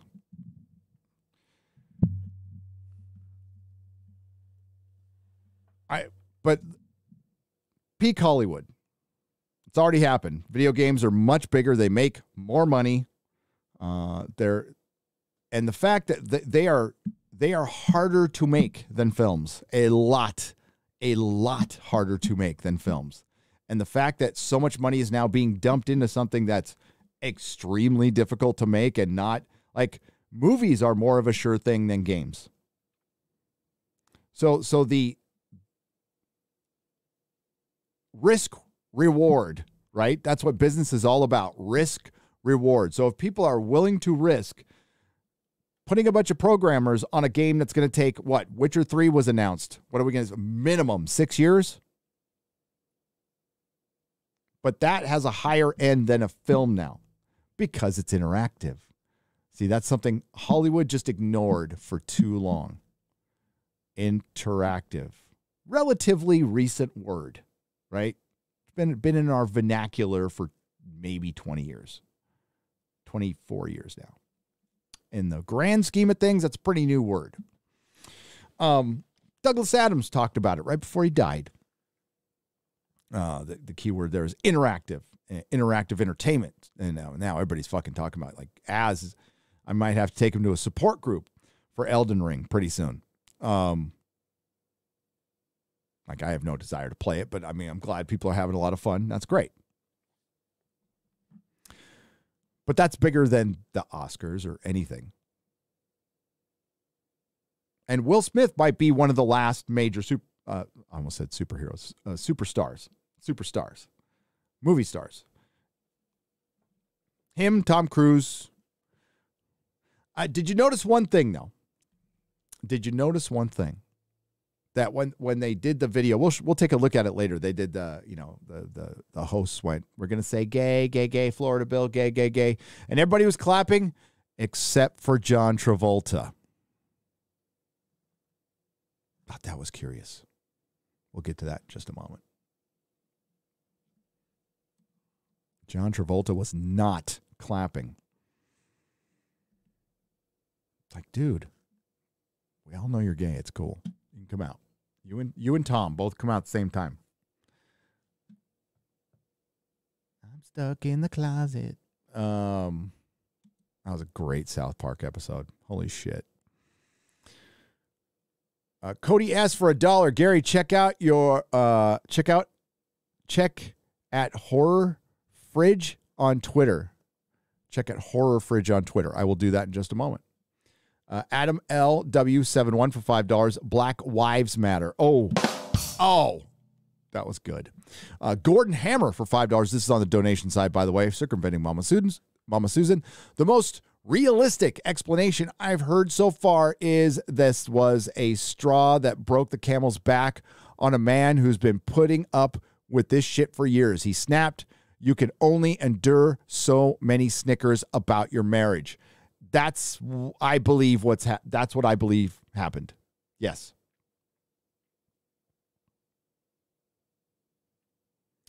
Bradley Burnett for $10, and thank you for the $5. I'm old enough to remember when a certain crypt keeper speaker of the House said to find out what's in the bill, you have to read the bill. Very different circumstances now, but read the bill, people. It doesn't say what the narrative says. Yes, it does not say don't say gay. You can say gay. You can say gay in school. You can say gay everywhere. That's why they had to spin the narrative, because it's about talking to very young children about sex.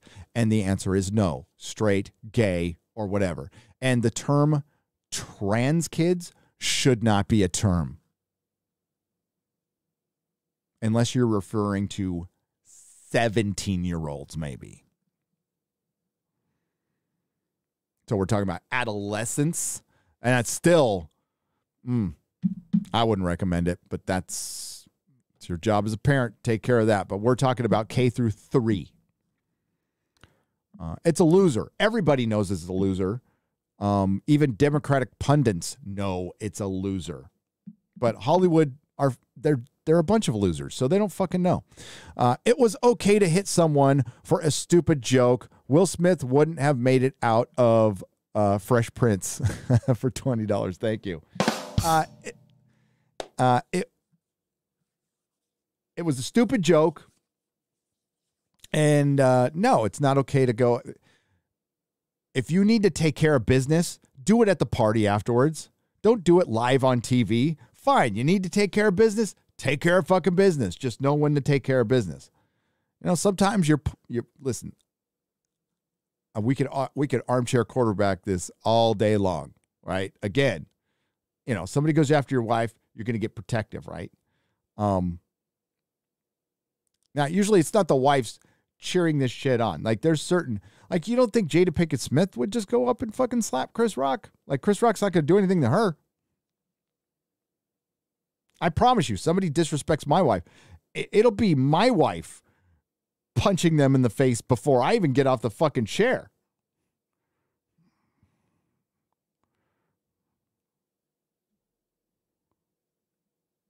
She moves a little faster than I do.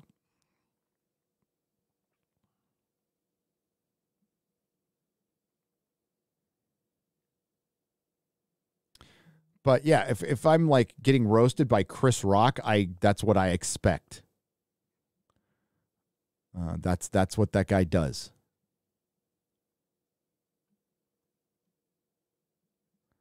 As a slap heard around the world, just another thing to knock the coof off the front pages, but they maybe now in Hollywood will actually pay attention to black on black violence, says Bradley Burnett for $10.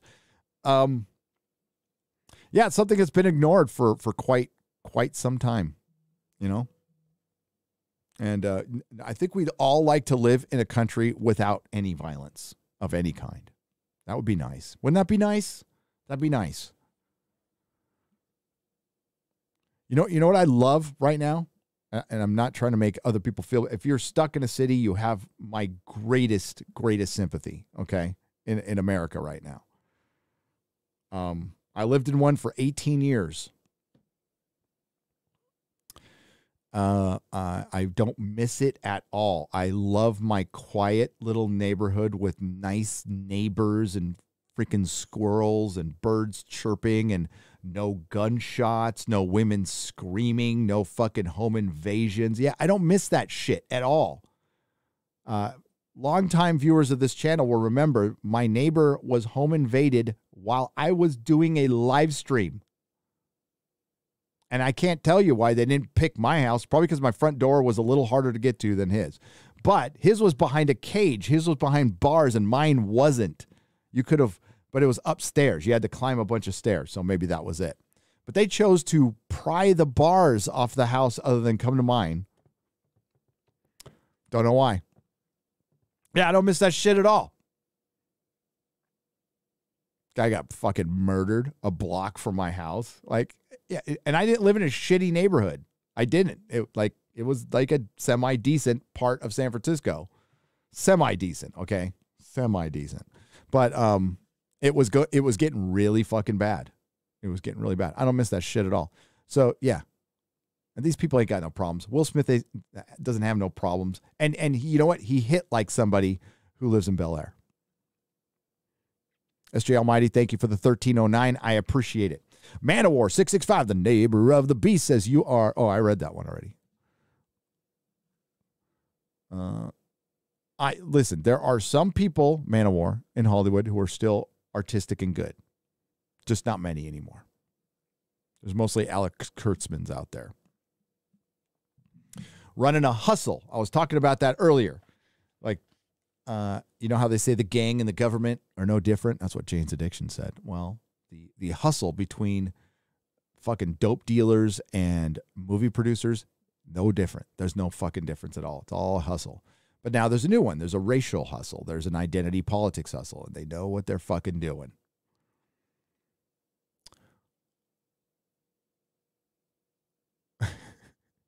What Will really wanted to say was keep my wives.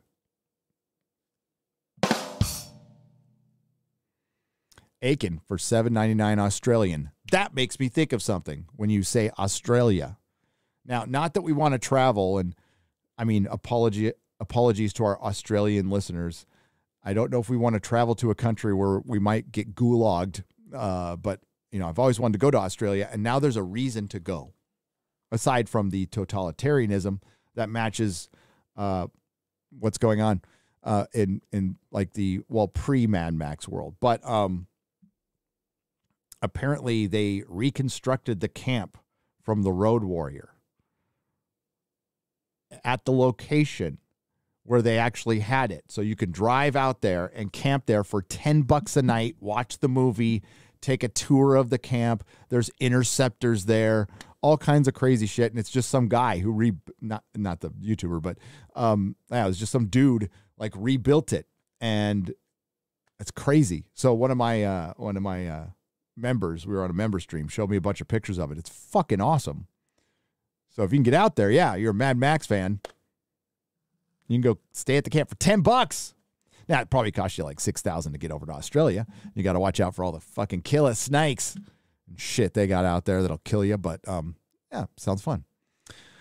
Hi, Gary. I have to disagree. It's nice to see someone cross a line and be put in place for once, especially in the movie industry. Says Dahlia for $5. Hey, we could disagree here. It's fine. I mean, did he cross a line with the bad G.I. Jane joke?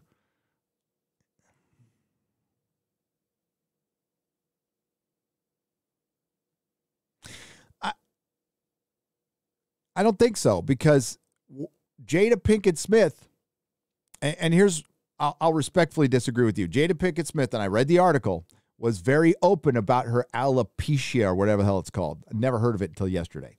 Just a term for baldness. And it's probably because she did braids in her hair or just it's natural or whatever. Hey, it's happening. It's happening to me. I'm old, but I'm old. You know, I don't give a shit. But she's open about it. So in this article, she's acting like I'm just completely open about it. It's totally no big deal. Oh, well, apparently it is. So as people have said, they're all fake. They're full of shit. So she does this article about how open she is about it to make other people feel fine about it. But then when she's actually truly just clowned a little bit on it, yeah, husband goes crazy. Now, was it her fault? I don't know. This might have been all Will. The camera was off Will. So I would really love to see a shot. It would have to be in the next day because that's about as long as I'm going to care about this. But I'd like to see a shot of, because they were on Chris Rock for a little bit, I'd like to see the shot on Will Smith and Jada Pinkett Smith.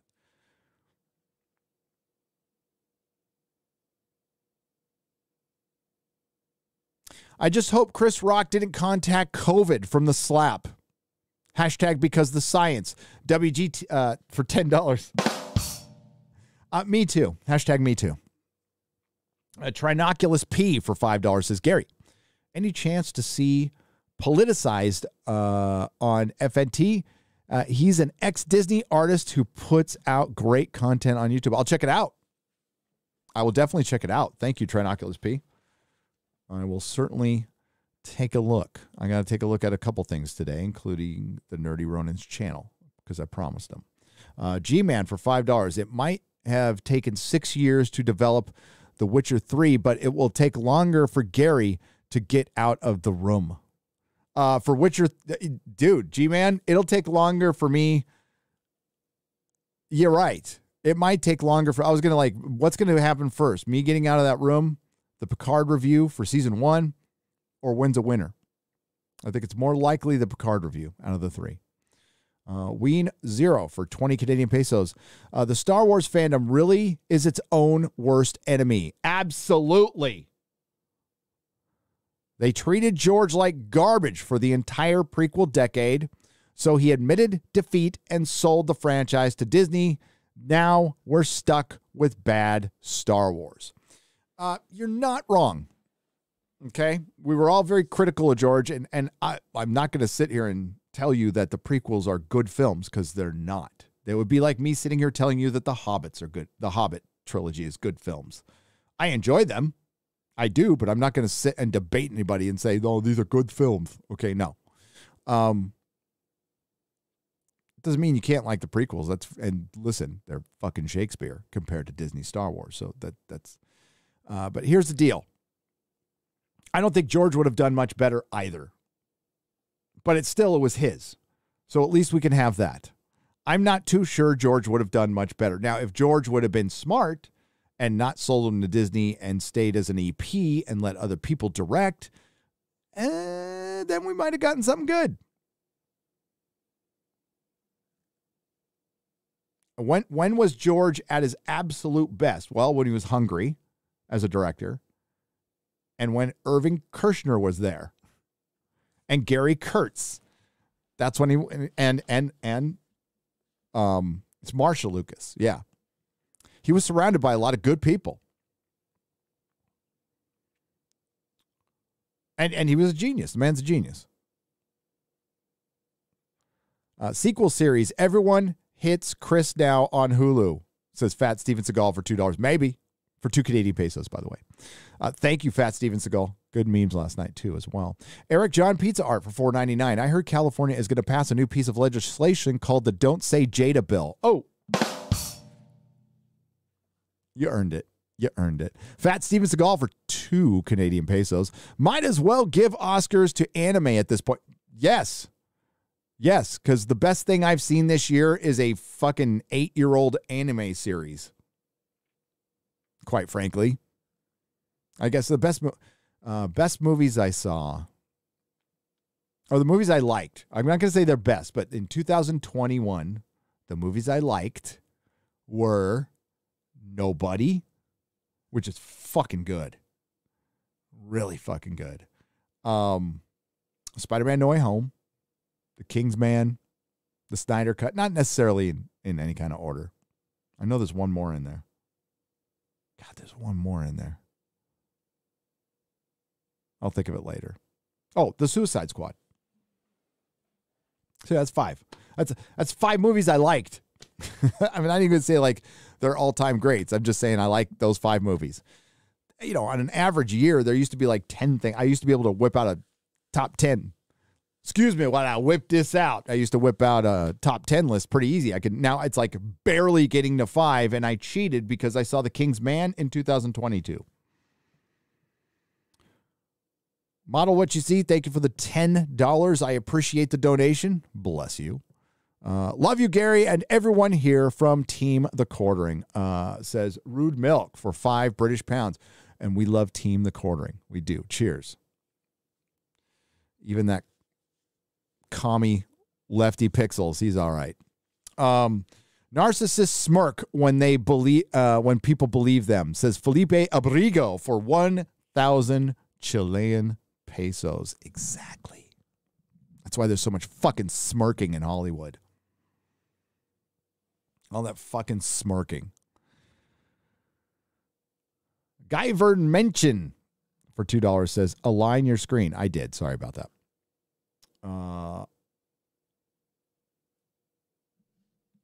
We'll get politicized. We don't want to get politicized. Let's go down.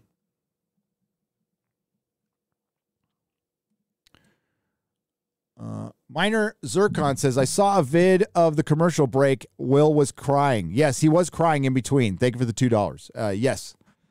So that was on Ryan's video where they showed Denzel Washington calming him down. I don't know who was talking to Chris Rock. Poor Chris Rock.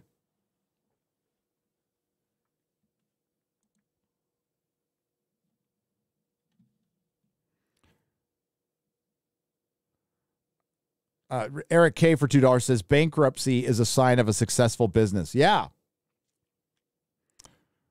It's the same as divorce is a successful marriage. I get it. I've gone through both, and I can promise you they are not successes. They are very expensive, tedious pains in the ass that take years to get past, and never want to go through that again.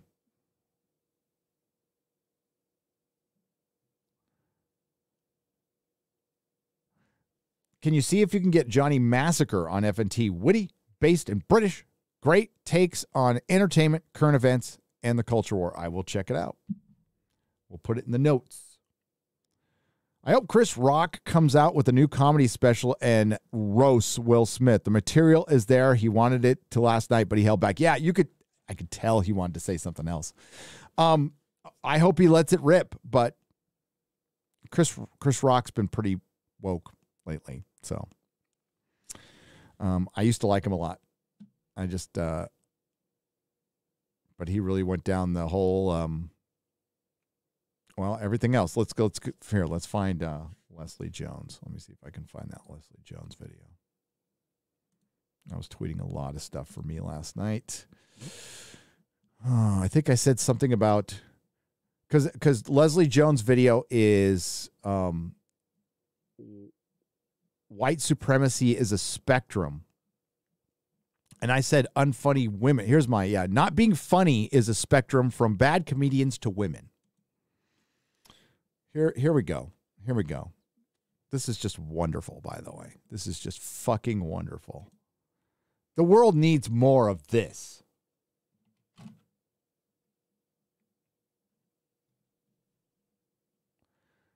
From a hack comedian who's like really lived past a talent level that was never there.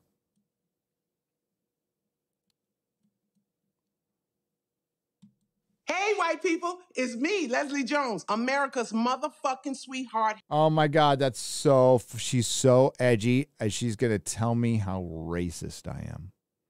This is so new and fresh. I have never, ever seen anything like this before in the last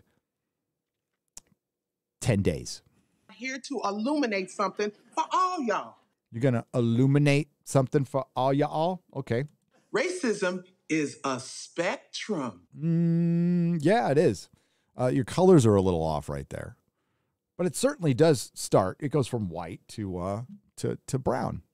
Yeah. And it can go from racism to racism. You mean like this? Yes. Yes, it can. But this is also like, this is like the lowest hanging fruit, basic bitch fucking comedy out there. And where's it coming from? Apple TV, your iPhone. Your iPhone paid for this. Your iPhone is calling you racist.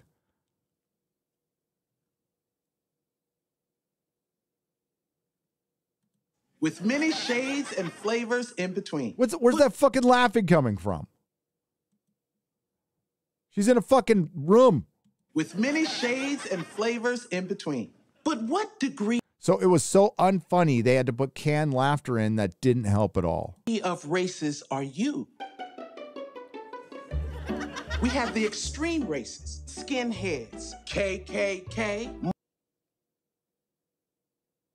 What's more likely? What are you more likely to run into? A skinhead, somebody in the KKK, or Antifa? Just check it. I mean, they're generally all the same color if you want to think about it. But Most of all of Boston. Boom! Right here. Now, right in the middle. Are you the person who says, I have a this is like some. This must be from like a show, right? black friend? Do you consider me that black friend? Leonard Skinner fans. Freebird, is that by Leonard Skinner? I Love Leonard Skinner, by the way. love Freebird. I didn't know that they was racist until later on in my life. Give me 3 steps. I can play that in my sleep on bass. Right here. I might play it right after this show. The ladies who think Meghan McCain got bullied on The View.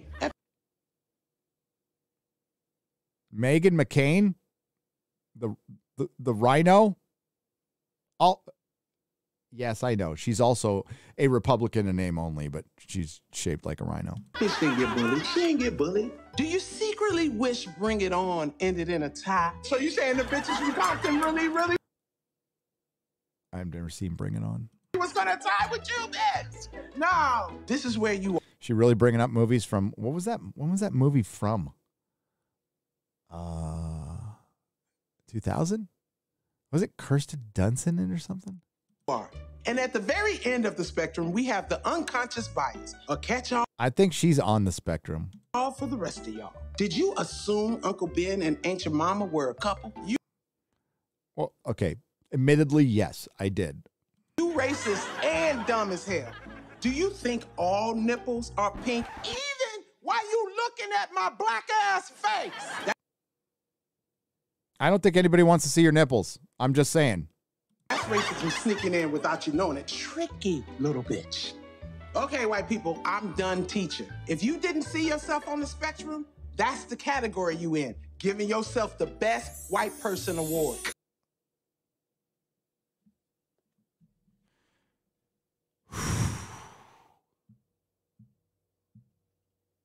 What the hell is even that? That is what people call comedy now. By the way, buy Chrissy's album live from January 6th, available on Amazon and iTunes. iTunes. It's funnier than this. One of the Ghostbusters. She's on Saturday Night Live too, or she was, right? I don't watch Saturday Night Live anymore. So used to watch it religiously. Don't watch it anymore. Hey, you know what? She got a career. Good for her. Save your money. That's all I got to say. Save your money.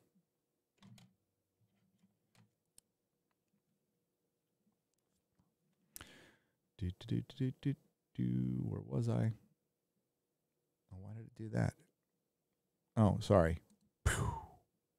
Boom.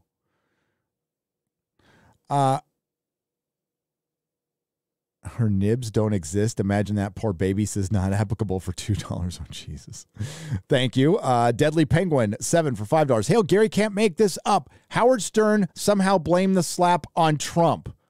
These people's TDS is on a whole new level. No. Did he? I got to find audio of that. Howard Stern is, quite frankly, the most pathetic man in the world. Hasn't left his house in 2 years because he's some kind of germaphobe. Worth fucking just a ton of money. Doesn't leave his house. He's fucking neurotic as hell and a sellout, a piece of shit sellout. Anthony Cumia is the true king of all media.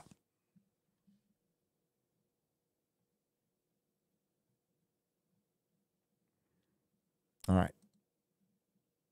Sorry you had to see that. Sorry you had to see that. I'm really, really sorry.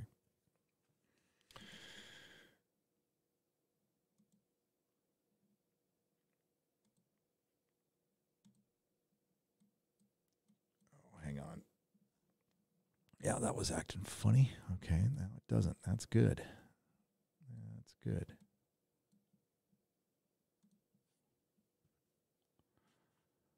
Give me a moment.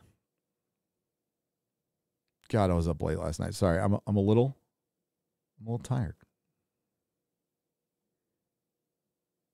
I'm a little tired.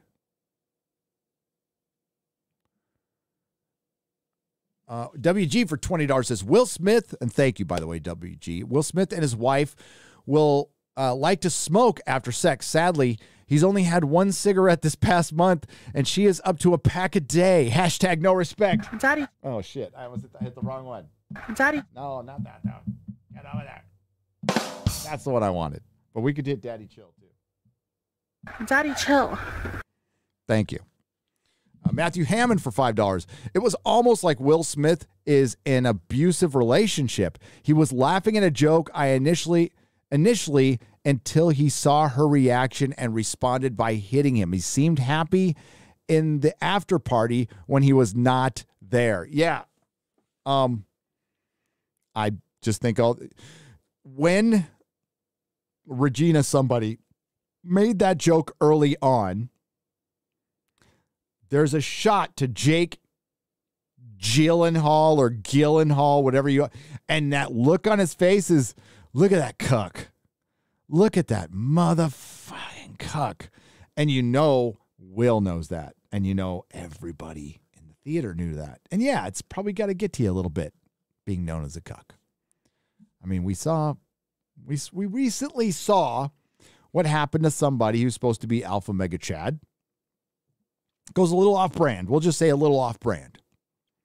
Saw what happened. We saw what happened. Thank you for the donation, WG. The Intern of War for $1.99. Did a racist person write that for her? I believe so. Well, obviously she didn't write it. That's on one of them talk shows with 14 or 16 writers that nobody watches anymore. Hope her nibs don't exist. Imagine that poor baby, which I read. Leslie Jones is someone who will die alone. Says Cliff3188 for $1.99. Snell World for $5 says, I would say I was more at the arcade than the theater. I was both places. Batman is way up there. That was the movie of the summer. It is, but Batman, listen, before Batman and Superman came out, it was very similar. Like everybody was wearing Superman shirts back in 78, right? And then, Superman comes out. Oh, 77, 78. In 88, 87, 88, everybody was wearing Batman shirts. And then the movie came out, but it still wasn't anywhere near as big as Star Wars. It wasn't even fucking close. It's now called Jada Pichia. Daddy, chill. Damn it. I got to move it.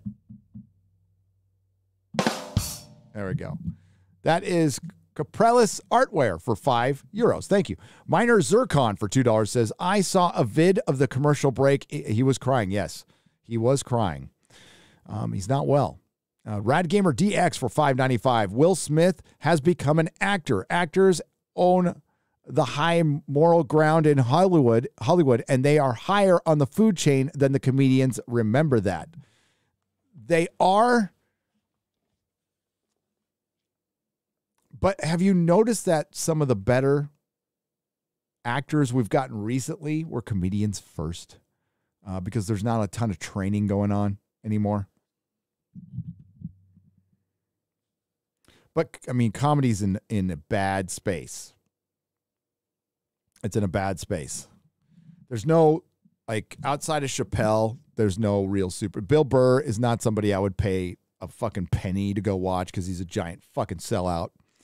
So he can get his, like, Star Wars role as Bill Burr.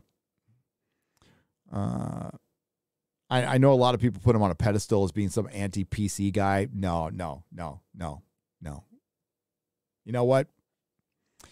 Go find the Anthony Cumia story out there, and that will change your mind. What we really wanted to say, yeah, I read that one. Did you hear that Disney is now vowing to fight the DeSantis Florida bill? How? I'm not, Grizzly, I completely believe you. Thank you for the $5, but, like, are they going to fight it? Like what? Are they going to come into Florida and start messing with elections?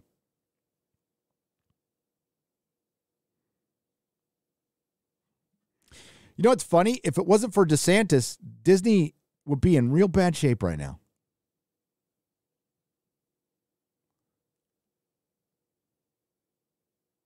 Well, if they actively fight the bill, then there has to be an active boycott of Disney at that point. I mean, I think there should be already, but.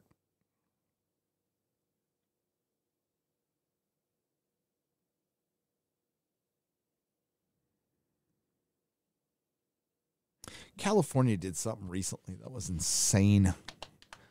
Can't remember what it was. They were passing, I think they're giving out $400 to everybody because of the gas thing. Like, is that what they're really doing? They're going to give out more money? I just want to remind everybody, if California sends you $400 or $600 or whatever to buy your vote, they're giving you back your own money. It's yours. You're like, oh man, I love these guys for giving me back my own money.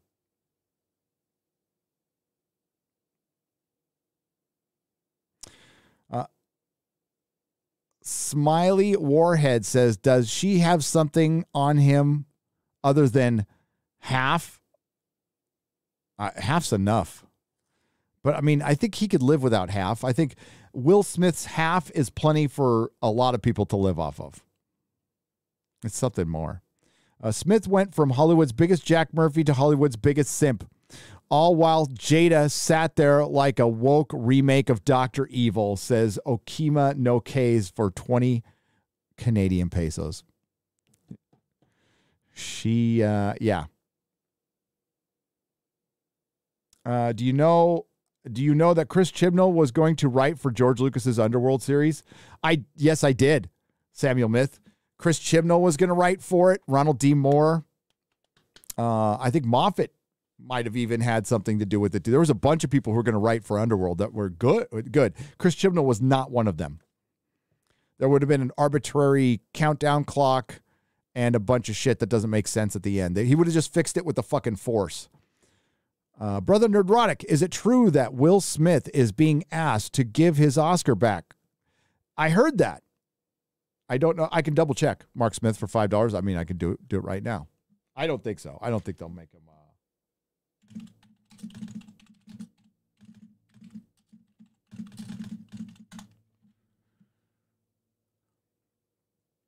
Can Will Smith lose his 22 Oscar? Having Will Smith removed from Oscars was definitely discussed seriously, says industry source.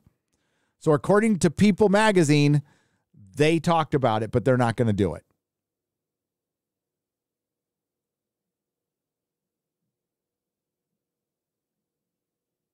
I think they're waiting to see if it dies down.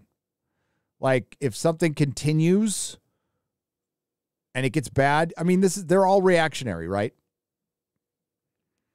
So right now everybody's discussing it, and if this like keeps up for like a week, maybe, but I don't think it will. I could be wrong. I'm wrong all the time. Just ask my wife. It's actually true. It's kind of a joke, but it's true. Have a safe flight, babe. By the way, she's getting on a plane, coming back home. And Yeah, I don't know yet. I don't think they will. I think if it was a white dude, it'd already be gone. That's what I think. But funny nevertheless to my last super chat, says Rogue. Let me see your first one.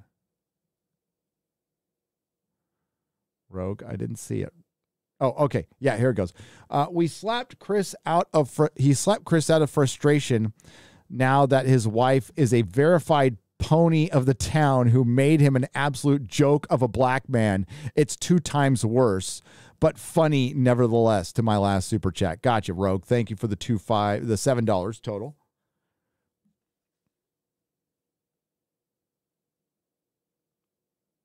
Yeah, but the thing is, though, it's ultimately it's Will Smith, right? Like, yeah, it's Will Smith. If she wants to, if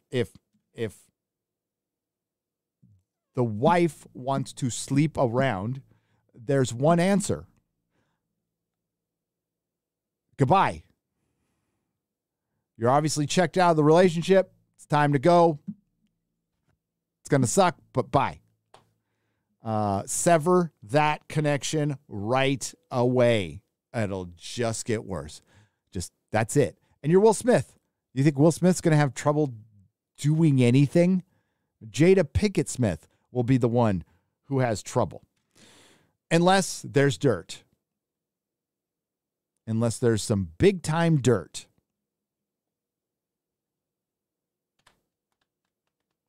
And even then, I just say, own the dirt. Own it. Unless it's fucking weird shit. Which, I mean, it's Hollywood, so it could be. It absolutely could be. It could be disgusting, weird shit. Yes, it could. There's a lot of disgusting, weird shit that goes on. And someday, we're going to find out. I thought we were close with Me Too. I did. For a minute there, I'm like, if this ball keeps rolling. But it stopped. It stopped rolling immediately. So weird. Strange. Just like all those guys not killing themselves in prison. Weird. Very, very coincidental. I'm sure it happened exactly the way the authoritarian sources have told us it happened. I absolutely believe the authoritarian sources.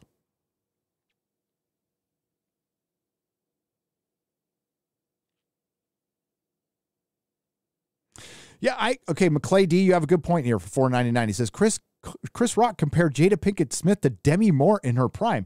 Yeah, my wife put out a tweet like that. She's all, yeah, could somebody please compare me to G.I. Jane? I will, babe. It's not like he compared her to Ernest Borgnine, for God's sakes. Most women would be flattered, right? Why do we remember G.I. Jane? Because it's such a great movie? No, it's got a hot Demi Moore running around with the buzzed head.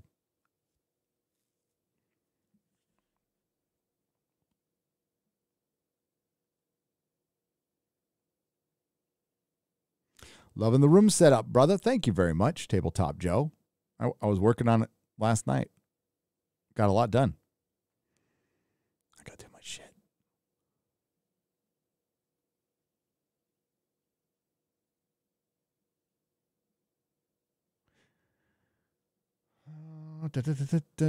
Give me just a moment. Here we go.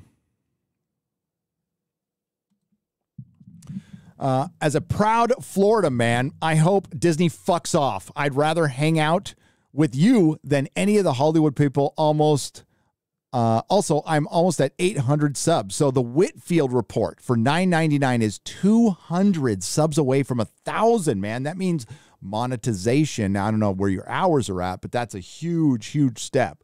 So if anybody wants to go check it out and help a brother out, it's the Whitfield report. If, Chris or Eric, or could you put in the link to his channel, please? I love you guys, by the way. You're great. Hail to the Modrotics. Nick's Radio for $5. Considering Marvel's casting style, maybe Jada Pinkett Smith could be the next Moondragon. Oh my God. Yeah, that's right.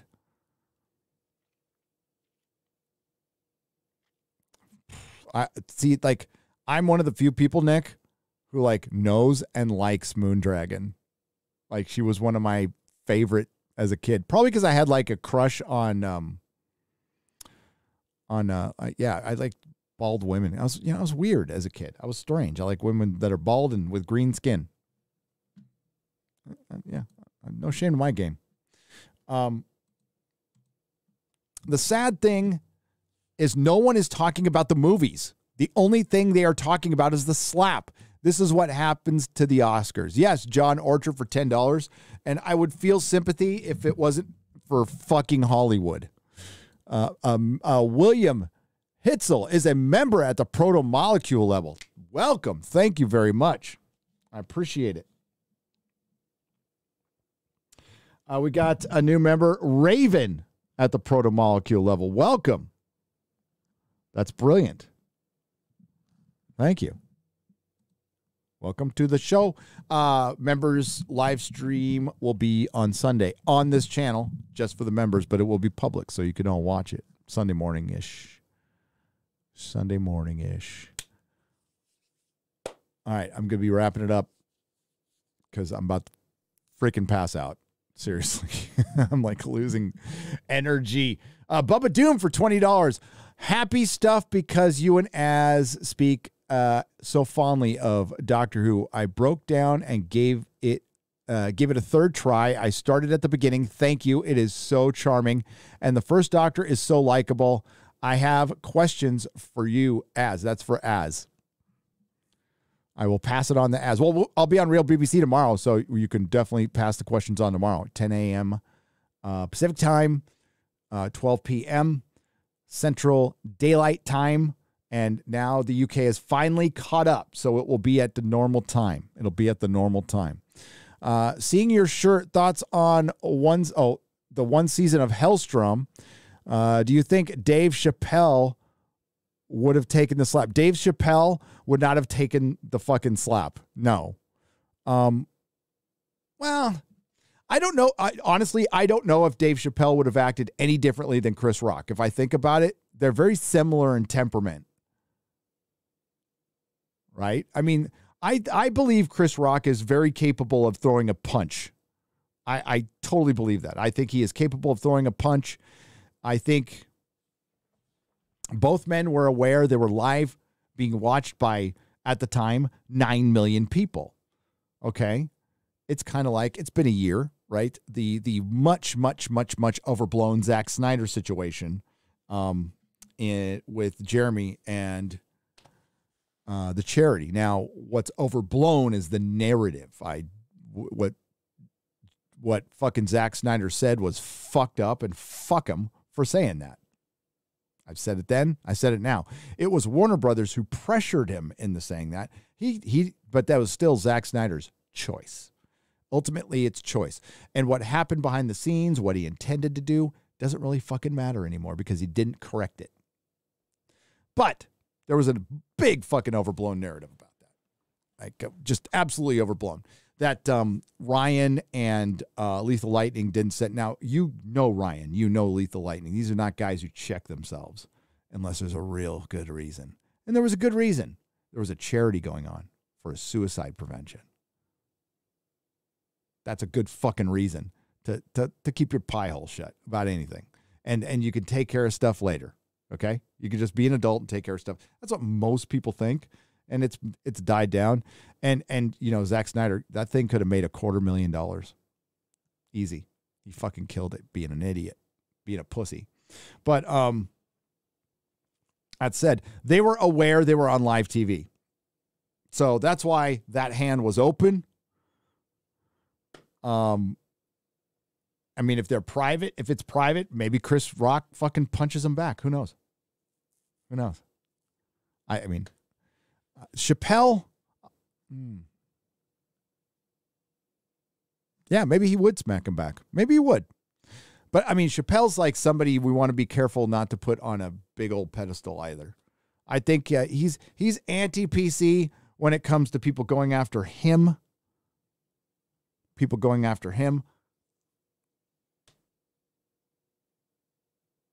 But he's very establishment. We'll just say that. He's very, very establishment.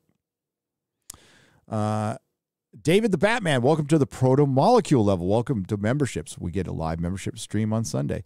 F6 Blue for 5 British pounds. Hi, Gary. Can you imagine Cary Grant going up there and bitch slapping David Niven? No, I can't. That's why the Oscars were too white. Jared Hawley, good question, though. Very good question. Oh, on Hailstrom, to answer the first part of your question, Disney did, so that went to Hulu. And yes, the Hailstrom show was about the son of Satan, except they took away Satan. They made Satan a woman.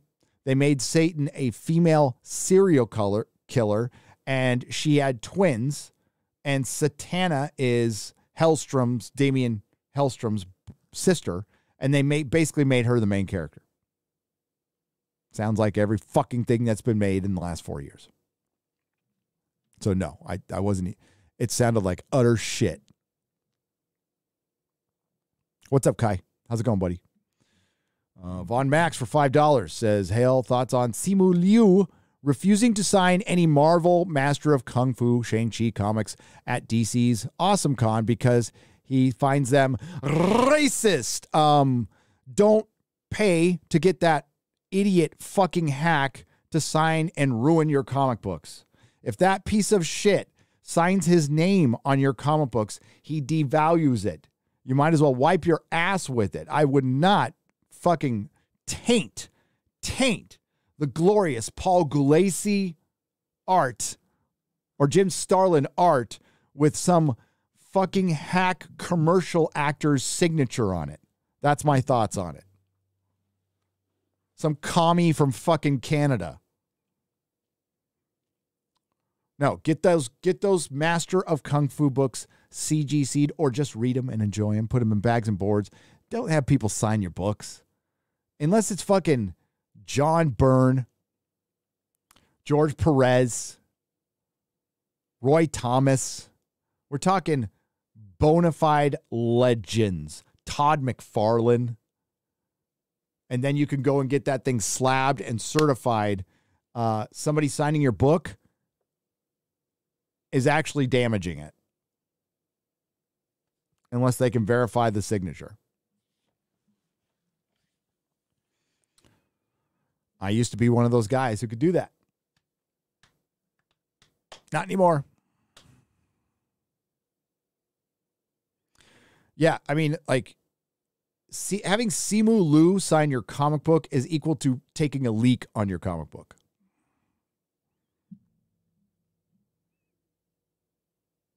Will Smith is an honorary member of the Liminal Order. Gerald Armstrong says for $5. Those poor guys in the Liminal Order, they didn't deserve anything. It's got to watch out for the snake oil sales out there. Bubba Doom, thank you for the $20. I appreciate that. Will Smith, I'm going to let you finish, but Chris Brown had one of the greatest hits of all time.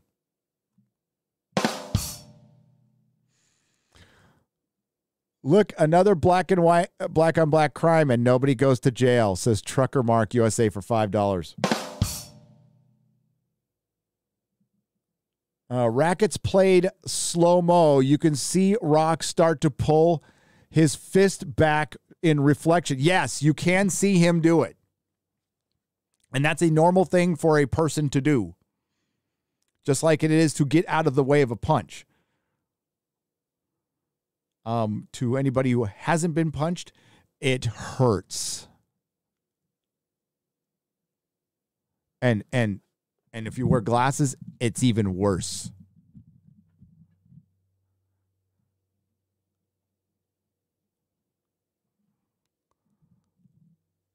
Oh, let's go Brandon Token. I cross purposes. I will go check right now. Thanks for reminding me before I take off here. I'm not going to get to everyone. Sorry. I'm going to do a square up probably after my nap. But I'm starting to see shit. I mean, it's getting a little like hallucinating. It's kind of cool because I'm sober. So I don't get to do that very often. Cross purposes. Let's see.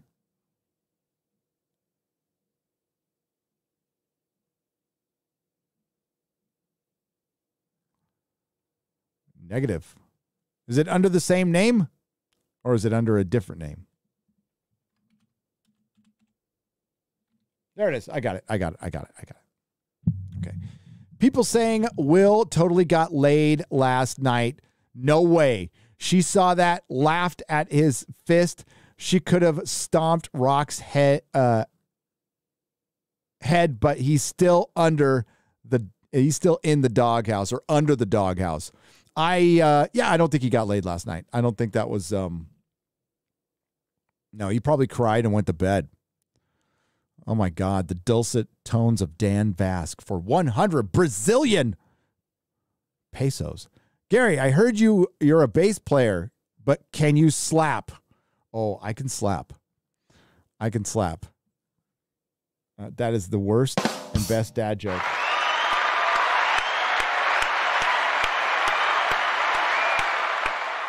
Admittedly, I'm okay with my thumb. I'm better with, I do the index slapping.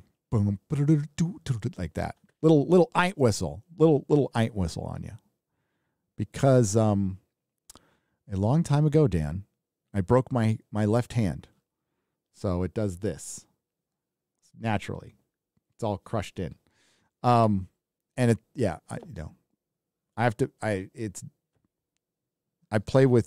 don't play with all of my fingers. That sounds bad, but I don't. I rarely use my pinky because I can't. So it limits the playing. That's why I'm not a star. Like you. Hail Dan Vasc, by the way. Composer of the #1 hit song, All Hail Friday Night Tights. #1 in the UK, #1 in the USA. Fuck yeah. Cheers, brother. Alex Aleo, Will's biggest moment turned into the second worst. Jada's interview was #1, honestly. I feel bad for him and realize how horrible Jada is. Has there been a post-interview yet? I did. This celebrity shit, though, I mean, I know some people like this stuff, and there's like definitely a market for it on YouTube, and TMZ exists for a reason. Not my bag, baby. Not my bag. Like, if they punch each other once in a while, okay, I'm interested. They say something stupid, like Mark Ruffalo says pretty much every day when he fucking opens his pie hole. Yeah, I'll report on it. But he did get laid, but hopefully she let him watch whoever the lucky guy was. Oh! Oh, no! Acceptance from $10. Welcome to the Fresh Prince Barbecue. Our sauce is so good, I'll make you slap your wife, wife's name out of other people's mouths. Oh, boy.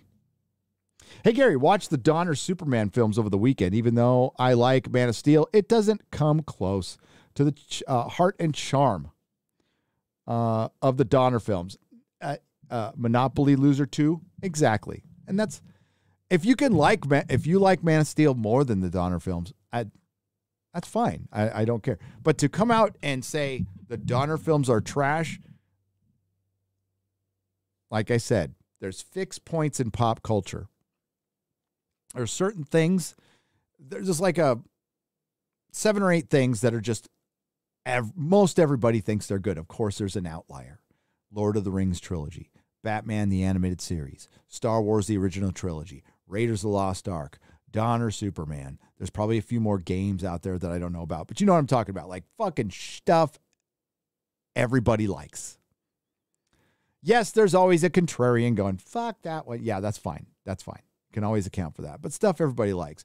Now, if you like most of that stuff, it doesn't have to be everything, but say 5 out of 7, that's good. Then you have taste I can trust. But if you're out there just like actively going, no, like you could say, I'm not in the Lord of the Rings. Fantasy's not my thing. I respect that. But you come out and say, the Donner Superman is trash. You're just wrong. You're just wrong. And it corrupts your credibility.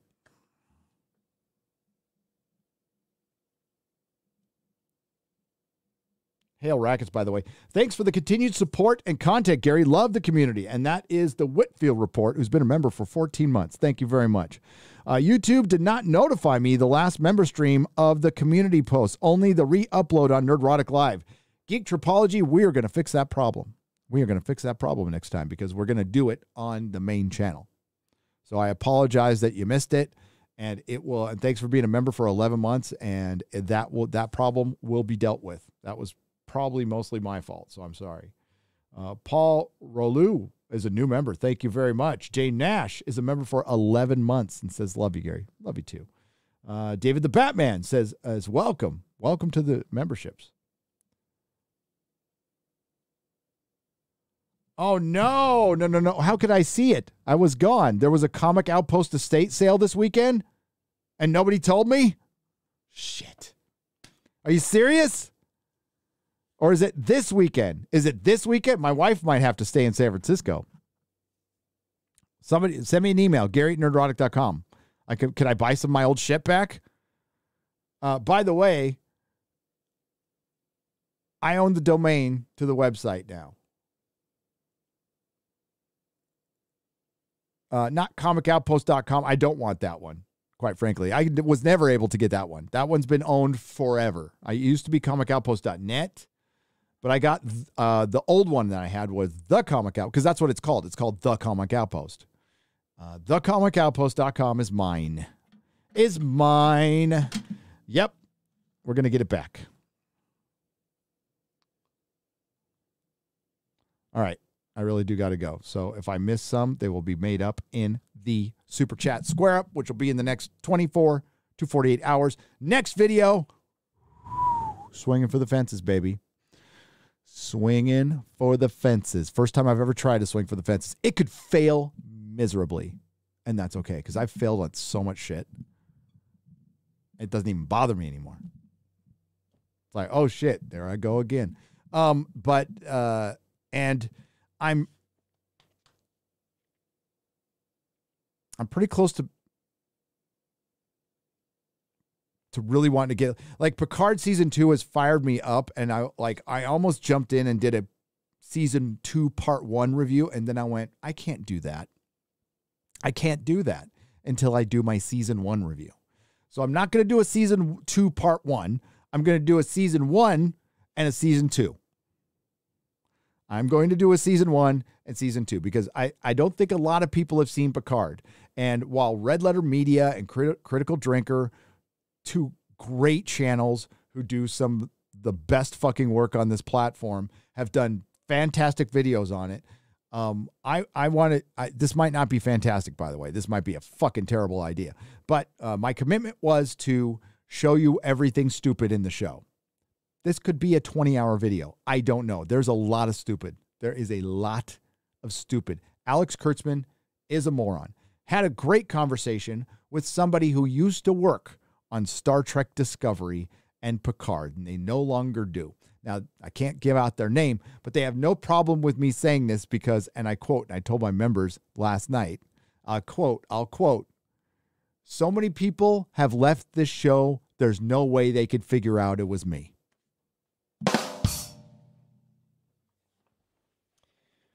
So the definitive reason why Picard and Star Trek Discovery, from somebody who worked on the show, why it sucks, is kind of a mundane and boring answer. I wish it was part of a master plan. That would make sense. I wish there was money involved. That would, well, there kind of is money involved. They simply don't care.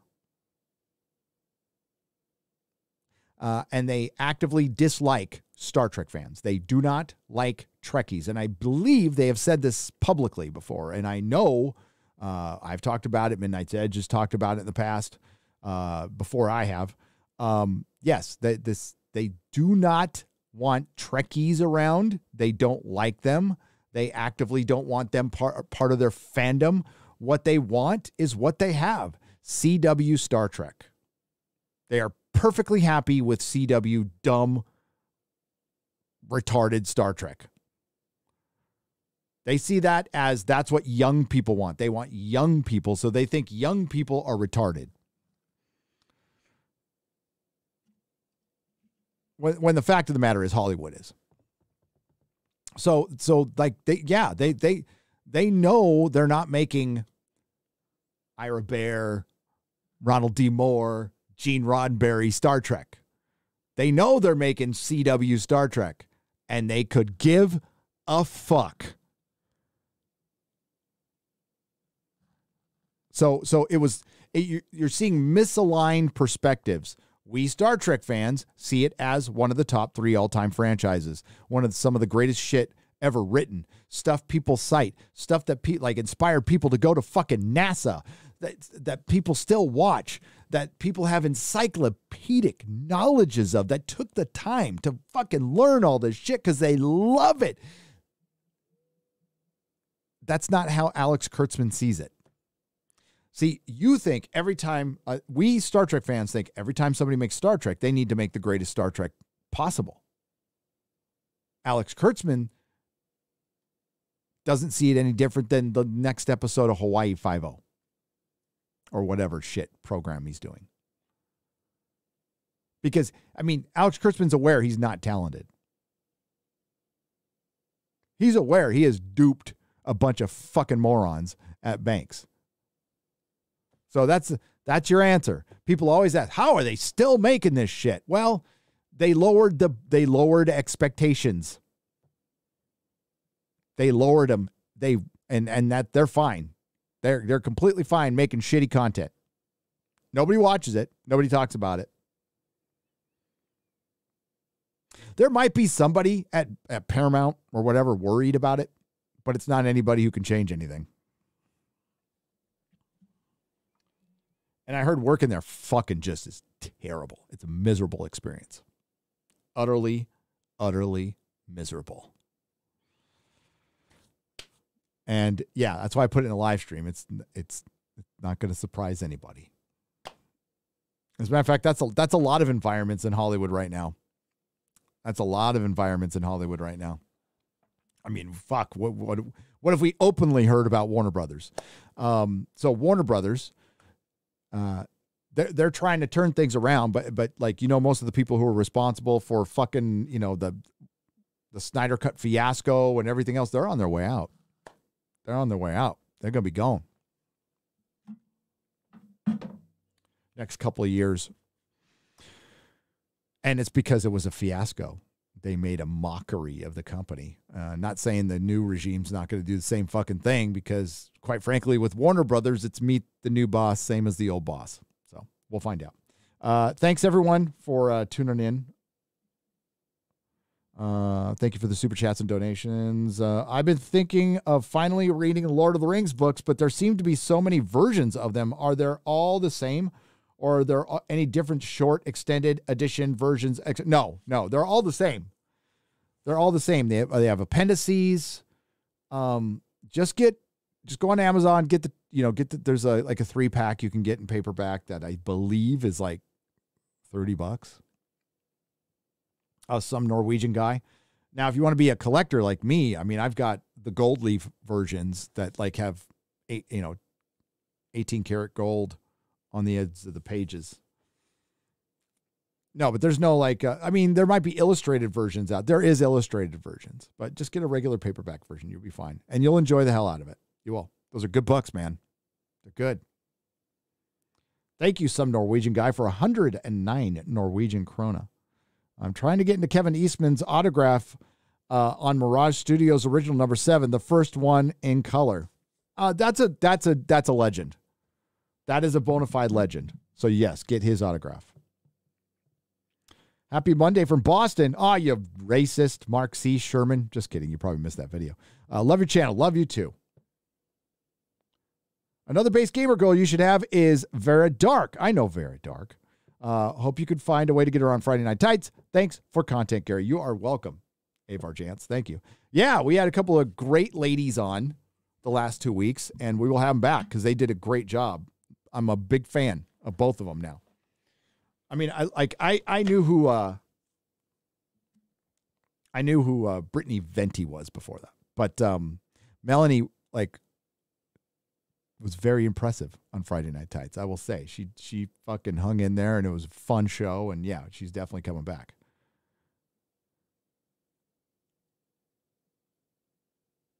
Oh yeah, are you wearing the same shirt 2 days in a row? Yes. By the way, so am I. So am I. Picard is terrible. White people traded hoods for suits and have the luxury of patience. Guinan said that. Guinan, but not the real Guinan, like actually a much better looking in shape version of Guinan, who acts better and everything, but she was still like repeating terrible lines. Guinan, the basically superhuman fucking alien species or super alien species who is from a powerful civilization, sat there and watched racism happen and did fucking dick for 100 years other than complain about it. And they put that in the show. Yeah, I'm saving that for my review. That was one of the worst fucking lines in the history of fucking Star Trek. And I threw something across the motherfucking room when that happened. All right, I really do got to go. Thank you to the Nerdrotics. Thanks to everyone who left a super chat and donation. Thank you for supporting the channel. Really appreciate you guys. Sorry I'm always limited by time, but that's just life. I will get it on a Super Chat Square, which will be on Nerdrotic Live. So if you haven't subscribed there, please subscribe there. Also have Nerdrotic Daily. We're going to be getting, actually, I owe Perry a couple of videos on that. So we'll be getting some content on that pretty soon.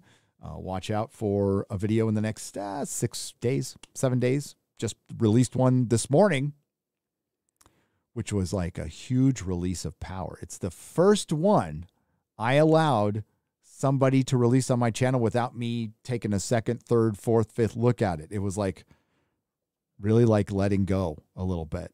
And it did great. So it's good. So thanks for supporting the channel. Thanks for supporting everybody on Friday Night Tights. Got a great gang of people over there. We're going to have a fun show. We got Adam Krigler and Carrie Smith. And damn it, I forgot to do this. I meant to do this at the beginning of the show. Carrie Smith has a brand new channel, okay, called Deprogrammed with Carrie Smith. Please give her a sub. You know her from Friday Night Tights. You love her. She's seriously one of the best people I know on the internet. Smart, nice. One of those people who was very culturally aware of what's going on a very intuitive level, brings a very different perspective because she used to be an SJW and now she's not anymore. She's like a born again person. So she has great perspectives on this, right? She's been on Friday Night Tights like I think 4 times. She's going to be on 5th or 6th appearance. I can't even remember now, but she'll be on this Friday. But please, please, please subscribe to her new channel. She's great. I will be on that channel soon. We're going to do something in the next week or so, I believe. And plus, she's a friend. So thanks, guys. I appreciate it. You guys rock. Oh, and yeah, if you have guest suggestions for FNT, you can hit me up. You can hit up the email, Gary@nerdrotic.com, and Mrs. Nerdrotic will see that. Or X-Ray Girl. One of the 3, all 3, that's fine. We appreciate you guys. I will see you tomorrow on Az's channel. That's right, Az's channel, right, guys? For The Real BBC with Mahler.